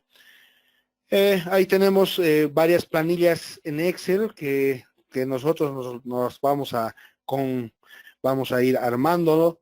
Entonces vamos a confeccionar y bueno, en función de esto vamos a ir comparando también con los programas que actualmente existen. Entonces ahí normalmente, ¿qué es lo que coloco? Una progresiva, la longitud del subtramo, la cota solera, la pendiente que sale en función de esta cota de la longitud, ¿no? Los desniveles, el caudal que se requiere, el diámetro interior con el que diseñamos, y que esta velocidad normalmente tiene que cumplir pues una velocidad mínima, que normalmente está en el orden de los 0,3 a los 0, hasta los 2.5 metros segundo, hasta 3 metros segundo. Entonces acá tengo que controlar. ¿Y cómo controlo esa velocidad? Cambiando diámetros, pero hay que tomar en cuenta que si disminuyo los diámetros para aumentar una velocidad, también voy a aumentar las pérdidas de carga. Entonces tengo que hacer un doble control. Actualmente los programas como esto del WaterCAD hacen automáticamente el diseño, donde yo le coloco pues restricciones tanto a la velocidad como a las pérdidas de carga, y él me va buscando, y si no encuentra, entonces es cuando yo tengo que empezar a colocar ya sea un bombeo o colocar unas cámaras rompepresiones, porque hay presiones demasiado altas. Lo que sí es importante es que yo tenga que considerar siempre una presión estática y una presión dinámica, no solamente la presión dinámica como a veces estamos acostumbrados. Sí, el caudal está en función del tipo de cultivo, exactamente, sabemos, y eso tal vez con más experiencia ya los ingenieros agrónomos, si son, digamos, alfalfa, que va a requerir bastante agua, entonces vamos a tener que colocar pues más agua, o el arroz que requiere bastante agua, ¿no? Entonces, evidentemente para las zonas bajas donde hay poco caudal, yo no voy a ofertar pues una alfalfa, unos forrajes que requieran mucha agua, voy a tener que colocar tal vez la papa, tener que considerar algún cultivo que requiere menor cantidad en función de mi calendario agrícola, es decir, del manejo fenológico de la planta, del cultivo. Y además hay que tomar en cuenta que la mayor parte de los cultivos pues es donde requiere en las épocas de estiaje, ¿no? En las épocas de estiaje, en octubre, noviembre, diciembre, es cuando el agua empieza a disminuir, y ahí es donde necesito que haya esa cantidad de agua, y a veces es por eso que yo establezco proyectos grandes como son las presas, para que ese caudal me pueda pues soportar hasta estas épocas de estiaje, ¿no? Entonces eso es importante para ver. Entonces prácticamente dentro de lo que es el resumen de los resultados está esta presión, esta longitud real, las cotas de inicio, la diferencia de alturas, las pendientes, los caudales que vamos estableciendo prácticamente en función del tipo de diámetro de tubería, las pérdidas por fricción, que está una tubería PVC tiene menor pérdida que una tubería de fierro fundido, entonces vamos a ir viendo. Y aparte consideramos esta pérdida de carga por singularidades, que les decía, por accesorios, que a veces en algunos proyectos lo consideran de un 10 a un 20%. Hay libros como Yagüe que dicen, ¿para qué lo vamos a colocar todas esas tuberías, esas pérdidas? Mejor lo colocaremos un porcentaje, ¿no? Y lo más importante es esta velocidad de tubo, ¿no? Es decir, si tuviésemos una velocidad menor a 0,3 metros segundo, de seguro pues que el agua fácilmente va a llegar a colmatarse en las partes bajas, ¿no? Les decía, en la tubería, si yo tuviese ya sea en pendiente muy baja, donde hay el sedimento se va a quedarse pues en medio de la tubería. ¿Por qué? Porque la velocidad cuando empiece a funcionar no es capaz de llevar el sedimento más. Es por eso que estas velocidades tienen que ser especialmente mayor a 0,3 o a 0,6, inclusive dentro de la normativa no indica, pero ya si yo hago diseño de agua potable, el mínimo es 0,6 metros segundo, ¿no? Entonces hay que considerar. Y eso lo realizo para cada hidrante, ¿no? Los resultados, y al final, en función de mis parámetros, también tengo que considerar cómo está saliendo de mi estanque. En este caso, esta ecuación que estamos viendo de caudal es para el cálculo de un orificio. Esto también cuando hagamos los estanques con el programa Pipe Flow Advisor, vamos a poder analizar cómo es el comportamiento en función, este coeficiente C, que es el coeficiente de salida, si tiene acá un filtro, no tiene filtro, perdón, acá el filtro, me va a darme un factor de pérdida también, y además está también en función de cómo es la salida, si tiene bisel, no tiene bisel, si tiene arista, si está más adentro el tubo. Todo esto vamos a ir analizando, y en función de esta primera salida es como yo luego empiezo a calcular todos los diámetros de tubería. No es solamente colocarlo al WaterCAD o al EPANET y sin haber considerado cómo es el comportamiento de salida y el comportamiento del caudal, que va a ir disminuyendo, porque tomemos en cuenta que solo en una presa podemos considerar que tal vez el nivel de esta altura es constante. En el caso de un estanque estará en función del tiempo, del tamaño del estanque y esos factores, ¿no? Entonces, en función de esto, en función de esto vamos a ir considerando lo que es el análisis, y finalmente un poco de esto del riego tecnificado, vamos a ir analizando ya para esta parte del análisis, y solamente como de paso, esta parte de la demanda agronómica, que está en función de la normativa. Decíamos, y bien la aclaración para ver que está en función del tipo de cultivo, en función del tipo de cultivo, también en función del tipo de suelo, ¿no? Entonces, un suelo franco arenoso, que es lo ideal, es el que mejor considera el trabajo. Entonces me va a determinar la frecuencia, ¿no ve? En función del tipo de suelo, que también tendrá que estar en función de la velocidad de infiltración, que ustedes lo han visto. Entonces, en función de estos parámetros, yo defino mis horas de riego. Normalmente está entre 3, 4 horas, y en función de esas horas de riego defino mi jornada efectiva de riego.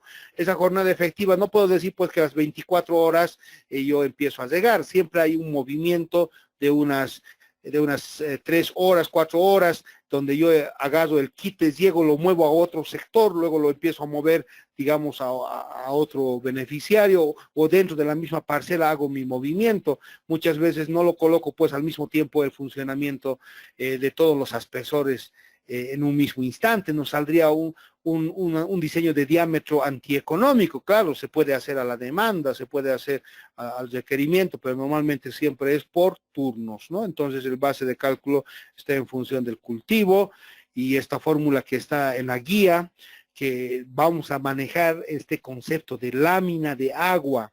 En otros lados hablan de dosis, hablamos de lámina bruta. Entonces estará en función ¿de qué? De la capacidad del campo y el punto de marchitez permanente, que evidentemente ustedes han visto que también hay cultivos que trabajan pues bajo punto de marchitez permanente. Es decir, a veces, y en algún lugar hemos observado, y esto en el quinto módulo vamos a ir analizando, que empiezan a volverse medio amarillentos, ya las hojas están entrando a punto de marchitez permanente, pero también es favorable porque la evapotranspiración en un punto de marchitez permanente, analizando desde el punto de vista de balance, es menor que cuando trabaja dentro de este rango, ¿no?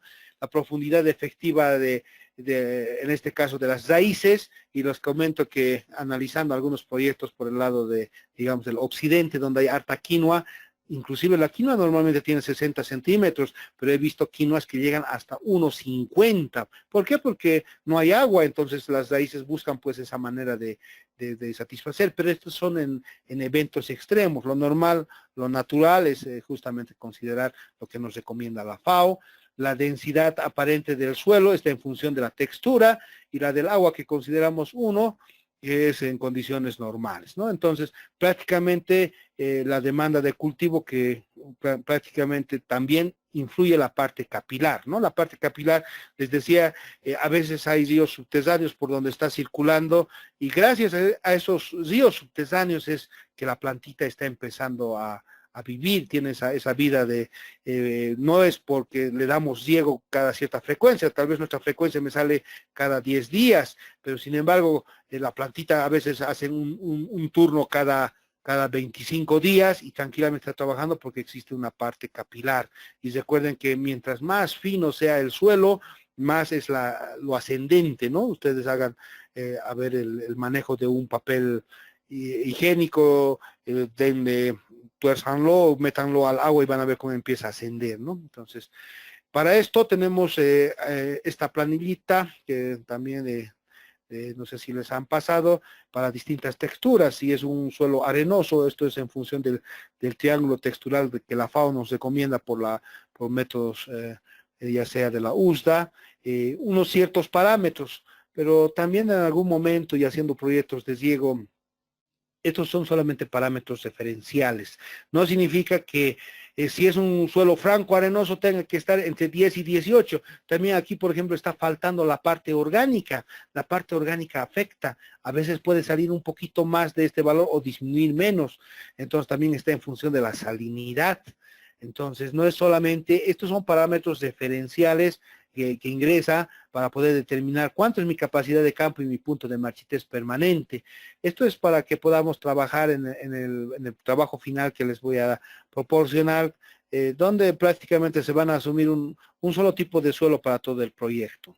Y luego esta otra parte que es la humedad disponible, que también es necesario analizar. A veces cuando analizo el cultivo, pocas veces consideran pues con qué humedad inicial o con qué humedad promedio está en la zona. A veces hay que saber el factor del rocío, el factor de la humedad de la zona, especialmente en las zonas bastante bajas en el llano. Existe ya una humedad inicial con la cual se tiene que trabajar. Eso también me ayuda cuando hay incendios. Si hay una humedad inicial, fácilmente no avanzan los incendios.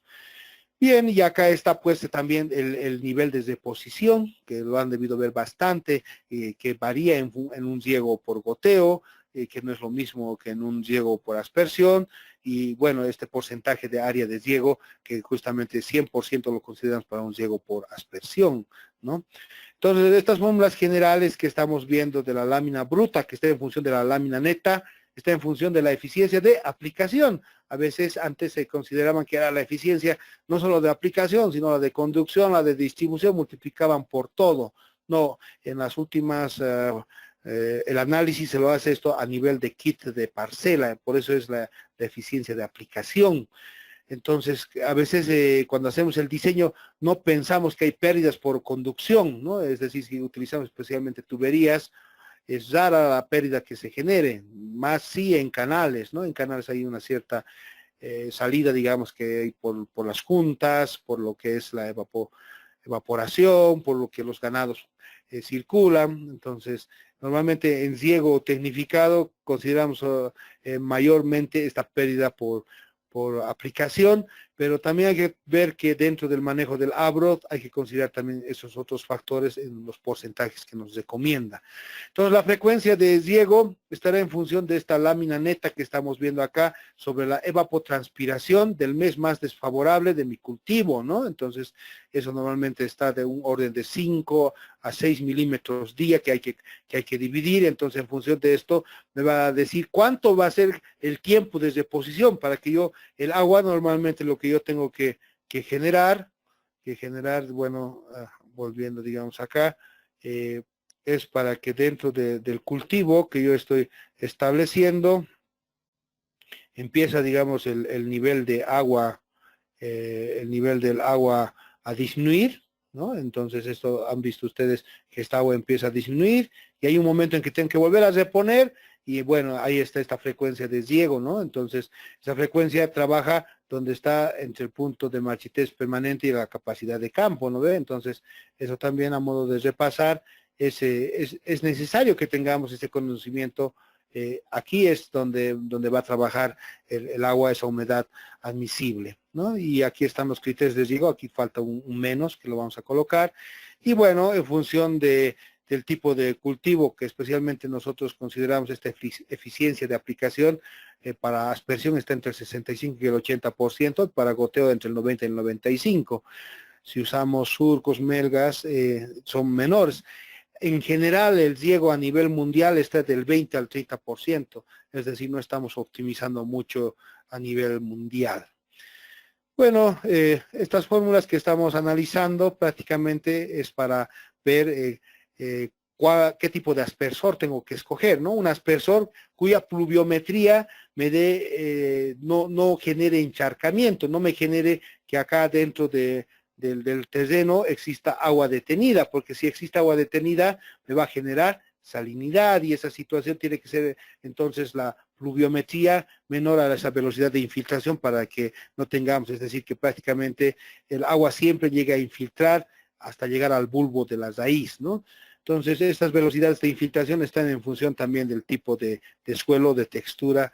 Y bueno, acá tenemos algunas pluviometrías, aquí como intensidad de lluvia que estamos viendo para distintos tipos de riego. Acá hay unos cañones, semicañones. Vamos a trabajar con esta tablita que me gustaría que lo puedan imprimir o tenerlo para el trabajo también. ¿Ya? Entonces, prácticamente les decía que hace mucho la parte de distribución del agua en función del viento. Esto viene de la norma. En la norma, cuando ya son velocidades menores a 2 metros segundo, bueno, si yo multiplico esto por 3.6 para kilómetros hora, son velocidades menores a los 10 metros o 10 kilómetros hora. En mi diámetro o mi solape entre aspersores puedo considerarle un 65%, es decir, si yo tengo aquí un aspersor, otro aspersor y aquí este solape, esta distancia, el 65% de lo que mi aspersor normalmente puede tener este tipo de distribución.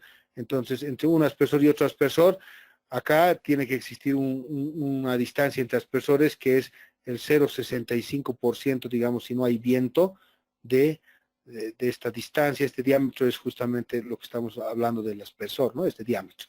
Entonces, también seguramente lo han visto bastante, y si existe vientos mayores hasta 3.5, hay que considerar un 30%, casi ceñido va a ser los aspersores. Esto también por si acaso hay que tomarlo en cuenta, pero para el trabajo vamos a considerar que no hay viento, ¿ya? Porque cuando existe viento también la uniformidad, normalmente yo considero pues que este aspersor vaya en relación al viento, a veces me genera una distribución de esta manera, porque el viento está en esta dirección, entonces es por eso que yo voy considerando casi ceñidito los aspersores. Las áreas de riego están en función del número de usuarios, que están en función de la jornada efectiva y está en función del caudal de oferta. Este caudal que vemos es el caudal que sale del estanque o es el caudal que a veces directamente viene de la obra de toma, y el caudal unitario es mi caudal de mi aspersor por el número de aspersores. Entonces, este valor siempre es mayor a 1, no puede ser menor, ¿no? Entonces, en función de esto, determinamos cuántas personas pueden llegar y la frecuencia total de valor. Entonces, prácticamente el análisis para los distintos tipos de aspersión vamos a ir considerando. Esto no lo voy a tocar, ya lo han visto, solamente a manera de ejemplo, tal vez complementario a lo que ha entregado. Y esta distribución también lo vamos a ver ya el día de mañana cuando hagamos estos análisis, inclusive hagamos riegos optimizados. Bien, vamos a entrar a lo que es el manejo del tarjuelo, el libro de tarjuelo que les he pasado, para poder un poquito ir analizando. Bueno, vamos a colocar, a ver, acá el libro de tarjuelo. Voy a jalar este libro y este ejercicio que quisiera que por favor lo analicemos, donde les he colocado el libro de 00 riego por aspersión tarjuelo. Si pueden abrir, esto está escaneado de este libro, de la página 138. Sería interesante, no he encontrado en internet, puedan comprarlo el libro de tarjuelo. El manual, el libro titula justamente como está ahí en la diapositiva, El riego por aspersión y su tecnología, de J.M. Tarjuelo y Martín Benito. Bueno, es también con el que han trabajado. Y este es el esquema. Si ustedes un poquito acá analizan y podemos revisar, no es como el análisis que realizamos a un esquema El esquema, por ejemplo, cuando consideramos una tubería de agua potable, esto es secto, ¿no? Las pérdidas, no es las pérdidas que aquí vemos, es por cada salida de cada aspersor. Por eso me genera esta forma que no es totalmente recto. Es decir, esta pérdida, que este H es lo mismo que el H total para una tubería por la ecuación de Bernoulli, no es recto porque por cada orificio que sale, ya sea de un gotero o de un aspersor, empieza a disminuir. Entonces aquí empleamos las famosas fórmulas de Christiansen, que lo han debido ver, y esta ecuación que es de Bernoulli, al final estará en función también de esta altura. Entonces, este ejemplo de aplicación es el que quiero que lo analicemos. Prácticamente tal vez lo vamos a comparar con una planillita en Excel que les he proporcionado antes de empezar la clase, y es eso lo que vamos a un poquito a analizar, qué parámetros se quiere, ¿ya? Entonces acá, si ustedes abren esa planilla en Excel, que está acá, ¿ya? Esta planillita en Excel, que lo pueden verlo. Esta planillita ya está en función de los parámetros que me pide. Ya aquí hay un caudal del aspersor. Este caudal del aspersor lo vamos a reemplazar ya prácticamente para el manejo de esta ecuación que nos recomienda Tarjuelo. Entonces nos vamos a ir al ejemplo y vamos a anotarnos los valores que nos piden, ¿ya? Entonces agarran ustedes una hojita y vamos a empezar a tomar datos. Se tiene un ramal portaaspersor de aluminio de 280 metros de longitud. A ver, vamos a ver cómo dibujamos estos 80. A ver, vamos a verlo acá. ¿Dónde está nuestro punterito? A ver, bien, el puntero ha desaparecido, pero vamos a analizar de la siguiente manera y vamos a tener un poquito de imaginación. 288 metros de longitud a lo largo con 24 aspersores espaciados cada 12 metros. Evidentemente, si yo multiplico en mi calculadorita, ahí está, en la calculadorita, si ustedes multiplican 24 por 12, me da 288, ¿no? Entonces son 288 metros para un aspersor de aluminio, ¿ya? Aluminio. Tomen en cuenta que antes, en las épocas, Tarjuelo ya nos muestra las fórmulas a partir del año 42 y conforme ha ido avanzando el año 73 han sacado ábacos, porque todavía no teníamos las computadoras como ahora. Sí existía, sí, pero eran a tipo bobina, ¿no? Entonces no nos servían. Sí habían calculadoras, la Texas Instruments, que era la mejor cita en esas épocas, pero por ábacos sí las podíamos resolver. Entonces, espaciados cada 12 metros, y acá que me dice I sub 0 es igual a I, es decir, que la distancia del primer aspersor empieza, a ver, vamos a ver si podemos acá dibujar, no sé si tenemos acá, a ver, aquí, vamos a ver si podemos dibujar con este. Bueno, no. Para el dibujo voy a utilizar acá el Paint, ¿ya? El Paint. Para mañana vamos a un poquito mejorar esta situación. Acá, cuando establecemos este dibujo, digamos, del aspersor, ahí está la longitud, toda esta longitud. Toda esta longitud, tal vez aquí un poquito más grueso, lo vamos a ver ahí están. Son 288 metros, ¿no? Aquí está los 288 metros. Y me dice que el primer aspersor, digamos, ahí están los aspersores, ahí está, aquí está a una distancia, esta es la primera distancia. Hay veces que el aspersor está a la mitad, pero aquí va a estar a la distancia, como dice acá, L, es decir, este L que estamos viendo acá es igual que al siguiente aspersor L, es igual que este siguiente aspersor que es acá L, entonces prácticamente hasta el último aspersor, acá tendré prácticamente 12 aspersores, ¿no? Entonces acá me dice, o 24 aspersores. Entonces de acá si yo contabilizo, estos son los 24 aspersores. Entonces, estos 24 aspersores que yo estoy viendo aquí empieza a una distancia L, porque yo podía haber considerado, y esto está en las fórmulas, que el aspersor empieza ya no a L, sino a L medios. Pudiese considerar de que aquí está esta primera distancia considerado a L medios. Esto sería a L medios que también me recomienda la guía. Entonces, lo nuestro es así y de tal manera que la suma de todo es 288 metros. Bien, me dice que descarga un caudal de 2.840 litros hora, ¿ya? 2.840 litros hora, lo mismo que 2.84 metros cúbicos hora. Entonces, ese valor yo voy a colocar 2.84 metros cúbicos hora. Entonces, me voy a abrir esta planillita en Excel que les he dicho y empezamos. En metros cúbicos hora, 2.84. Escriben. El coeficiente de Hazen-Williams. Bueno, evidentemente, el coeficiente de Hazen-Williams tendría que considerar para una tubería de aluminio. ¿Ya? Entonces, a ver, vamos a considerar estos 140, pensando que es este coeficiente de Hazen-Williams. Y bueno, vamos a analizar un poquito lo que sale aquí en el resultado. Dice que hay una presión, la presión del aspersor es de 300 kilopascales. Esto es más o menos 30 metros columna de agua, asemejando, ¿ya? Entonces, 300 kilopascales y dice que hay una altura del tubo porta aspersor de 240 metros que incluye la pérdida de carga.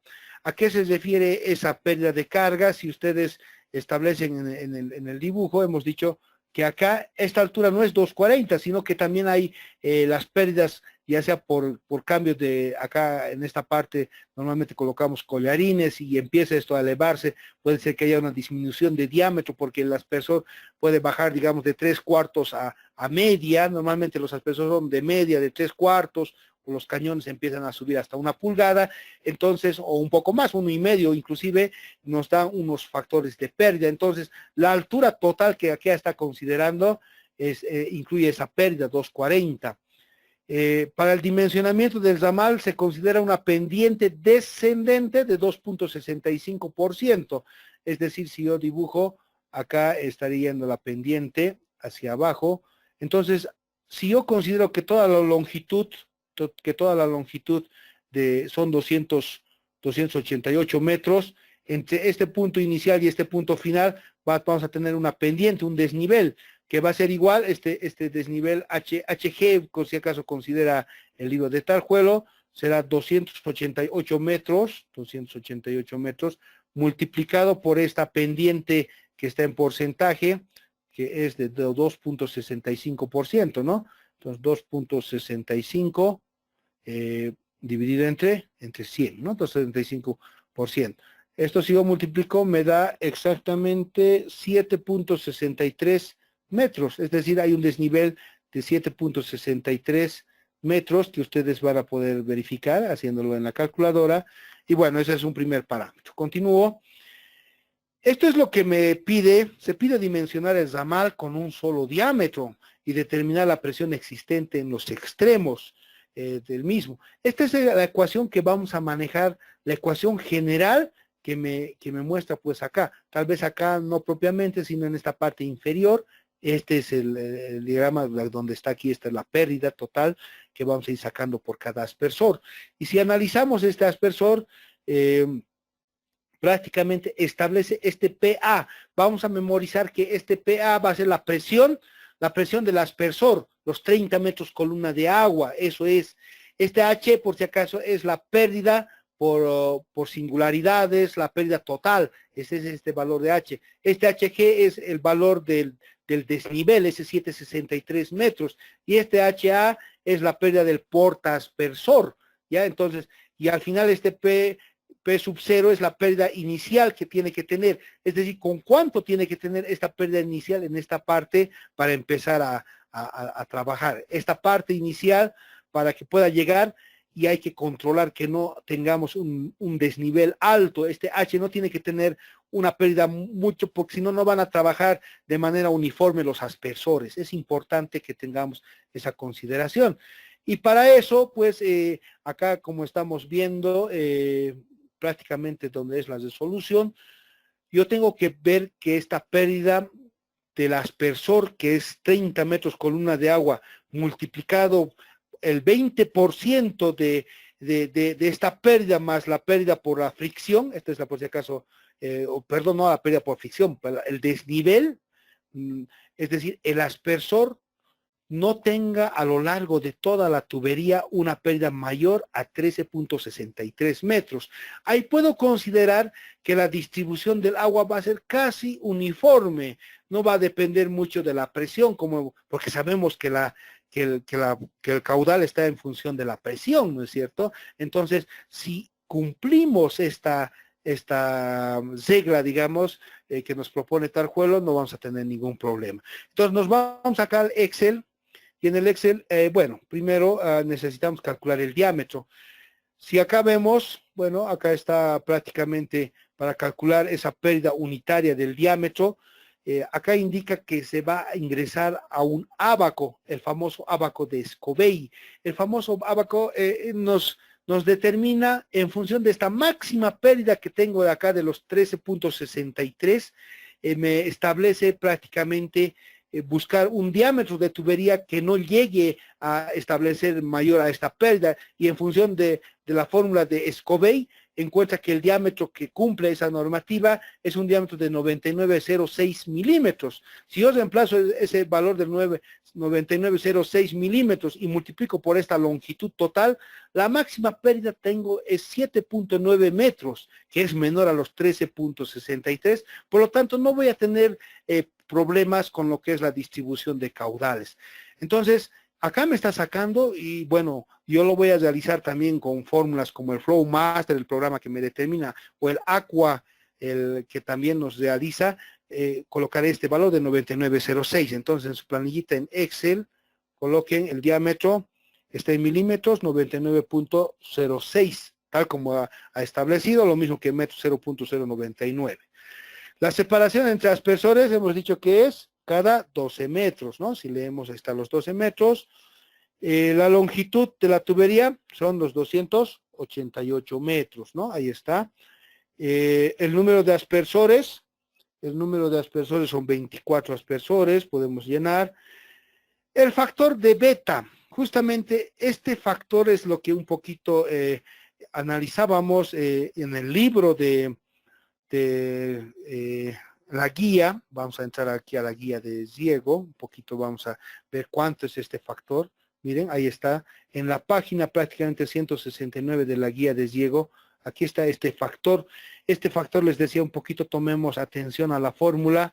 Si utilizamos la fórmula de Scobey, tendría que ser 1,90, ¿no? Acá está 1,90 si utilizo Scobey. Si utilizo polietileno 1,75 para tuberías de aluminio, aunque de nosotros es de aluminio deberíamos de considerar 1,85, 1,90, ¿no? Ahí como estamos en función de, digamos, vamos a considerar 1,85, ¿ya? Entonces, acá yo coloco el factor de beta 1,85, entonces 1,85.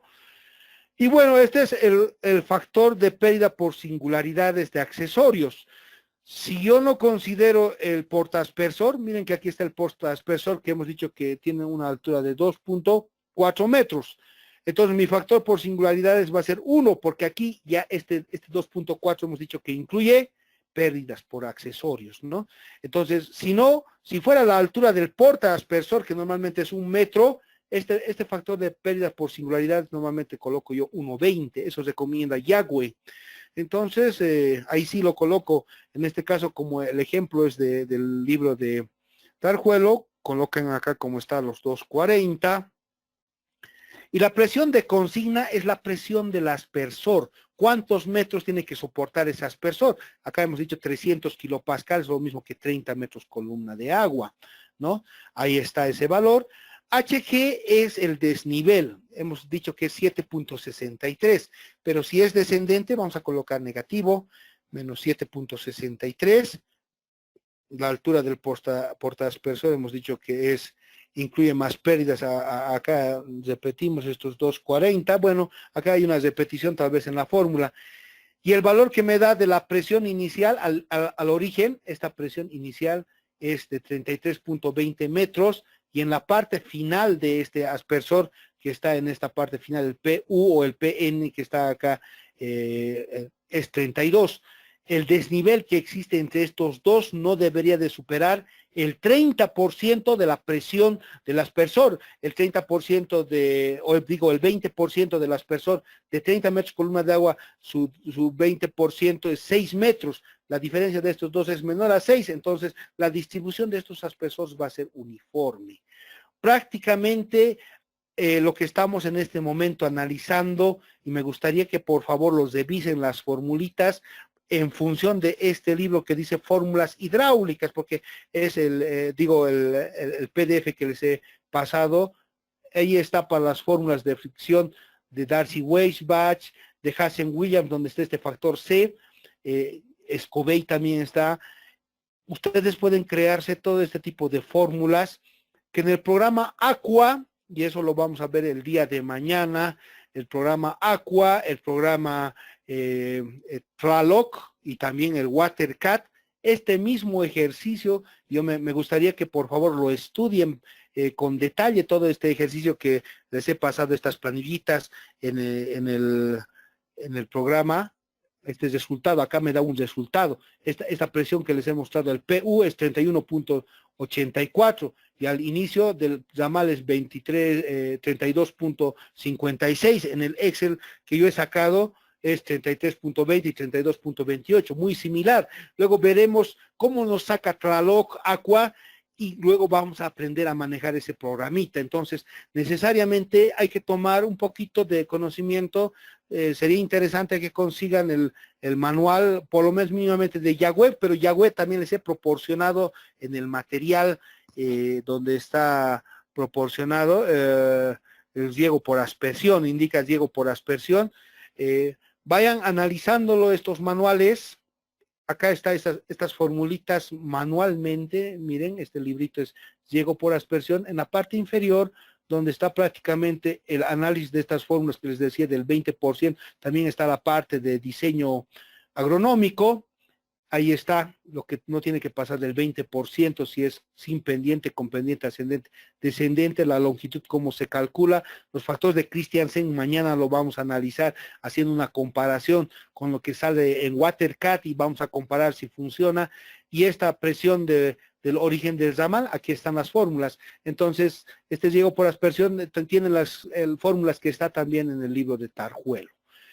Bien, dicho esto, prácticamente esto es una introducción de lo que vamos a analizar a lo largo de este módulo, que es la presión. No sé si tienen alguna pregunta, seguramente conforme vayan analizando la bibliografía y vayamos viendo también todo el material que les he proporcionado, más esta tablita que les di, que seguramente, bueno, el ingeniero Suazo también les ha dado tablitas para el análisis, tengo entendido, lo he revisado también a grandes rasgos. Esta sí ya está verificada también con el programa Flowmaster. Vamos a un poquito a analizar con los distintos programas. Para mañana, por favor, instalen el Traloc, el Aqua, que su instalación es sencilla, no me pide, sí, el Aqua me pide una contraseña y una serial que está en los archivos que les entregó la parte administrativa de Job. Entonces, instalen por favor para mañana también, si tienen el AutoCAD, lo mismo que el programa del WaterCat, con lo cual vamos a analizar estos 2 días siguientes que van a ser específicamente el riego por aspersión. Primero lo vamos a ver este ejemplito del WaterCat. Mañana en la mañana, tal vez para ganar tiempo, les voy a pasar un archivito en AutoCAD para que ustedes puedan importar, y en el WaterCat este mismo análisis lo podamos realizarlo, lo mismo que hace Tarjuelo por las fórmulas de Christiansen, pero en el WaterCat. ¿Ya? Entonces, yo quisiera, por favor, tal vez existen, yo sé que existen también, va a existir más preguntas, mañana podamos verlo con todo el detalle, todo lo que va a ser un riego por aspersión. Estoy planificando unos ejercicios muy similares al trabajo que vamos a realizarlo. Y bueno, el día de pasado que lo vamos a verlo, la parte de riego por goteo, que es muy similar con las fórmulas que han aplicado, pero vamos a aplicar el programa también del Traloc y y bueno, si alcanzamos también vamos a ver algunos otros programas como el Diego Loco, que es programas que, y si no lo vemos, les voy a mostrar cómo se genera, porque trabaja bajo entorno de Windows XP, Windows 98, son programas antiguos que en su momento cuando yo he aprendido lo que es Diego Tecnificado, lo he ido aplicando y hasta ahora les digo que tengo una máquina antigua donde sigo haciendo mis verificaciones, pese que aún no tiene ya sus planillitas en Excel, sí es necesario, bueno, para simplificar algunos trabajos, hacer ese uso, ¿no? Dicho eso, no sé si tuviésemos algo, si no estuviésemos viéndonos el día de mañana a las 8 de la noche. Bien, a tiempo de agradecer, por favor, impriman estas hojitas de Tarjuelo, vamos a volverlas de pasar y nos veríamos el día de mañana. Gracias por su atención, buenas noches.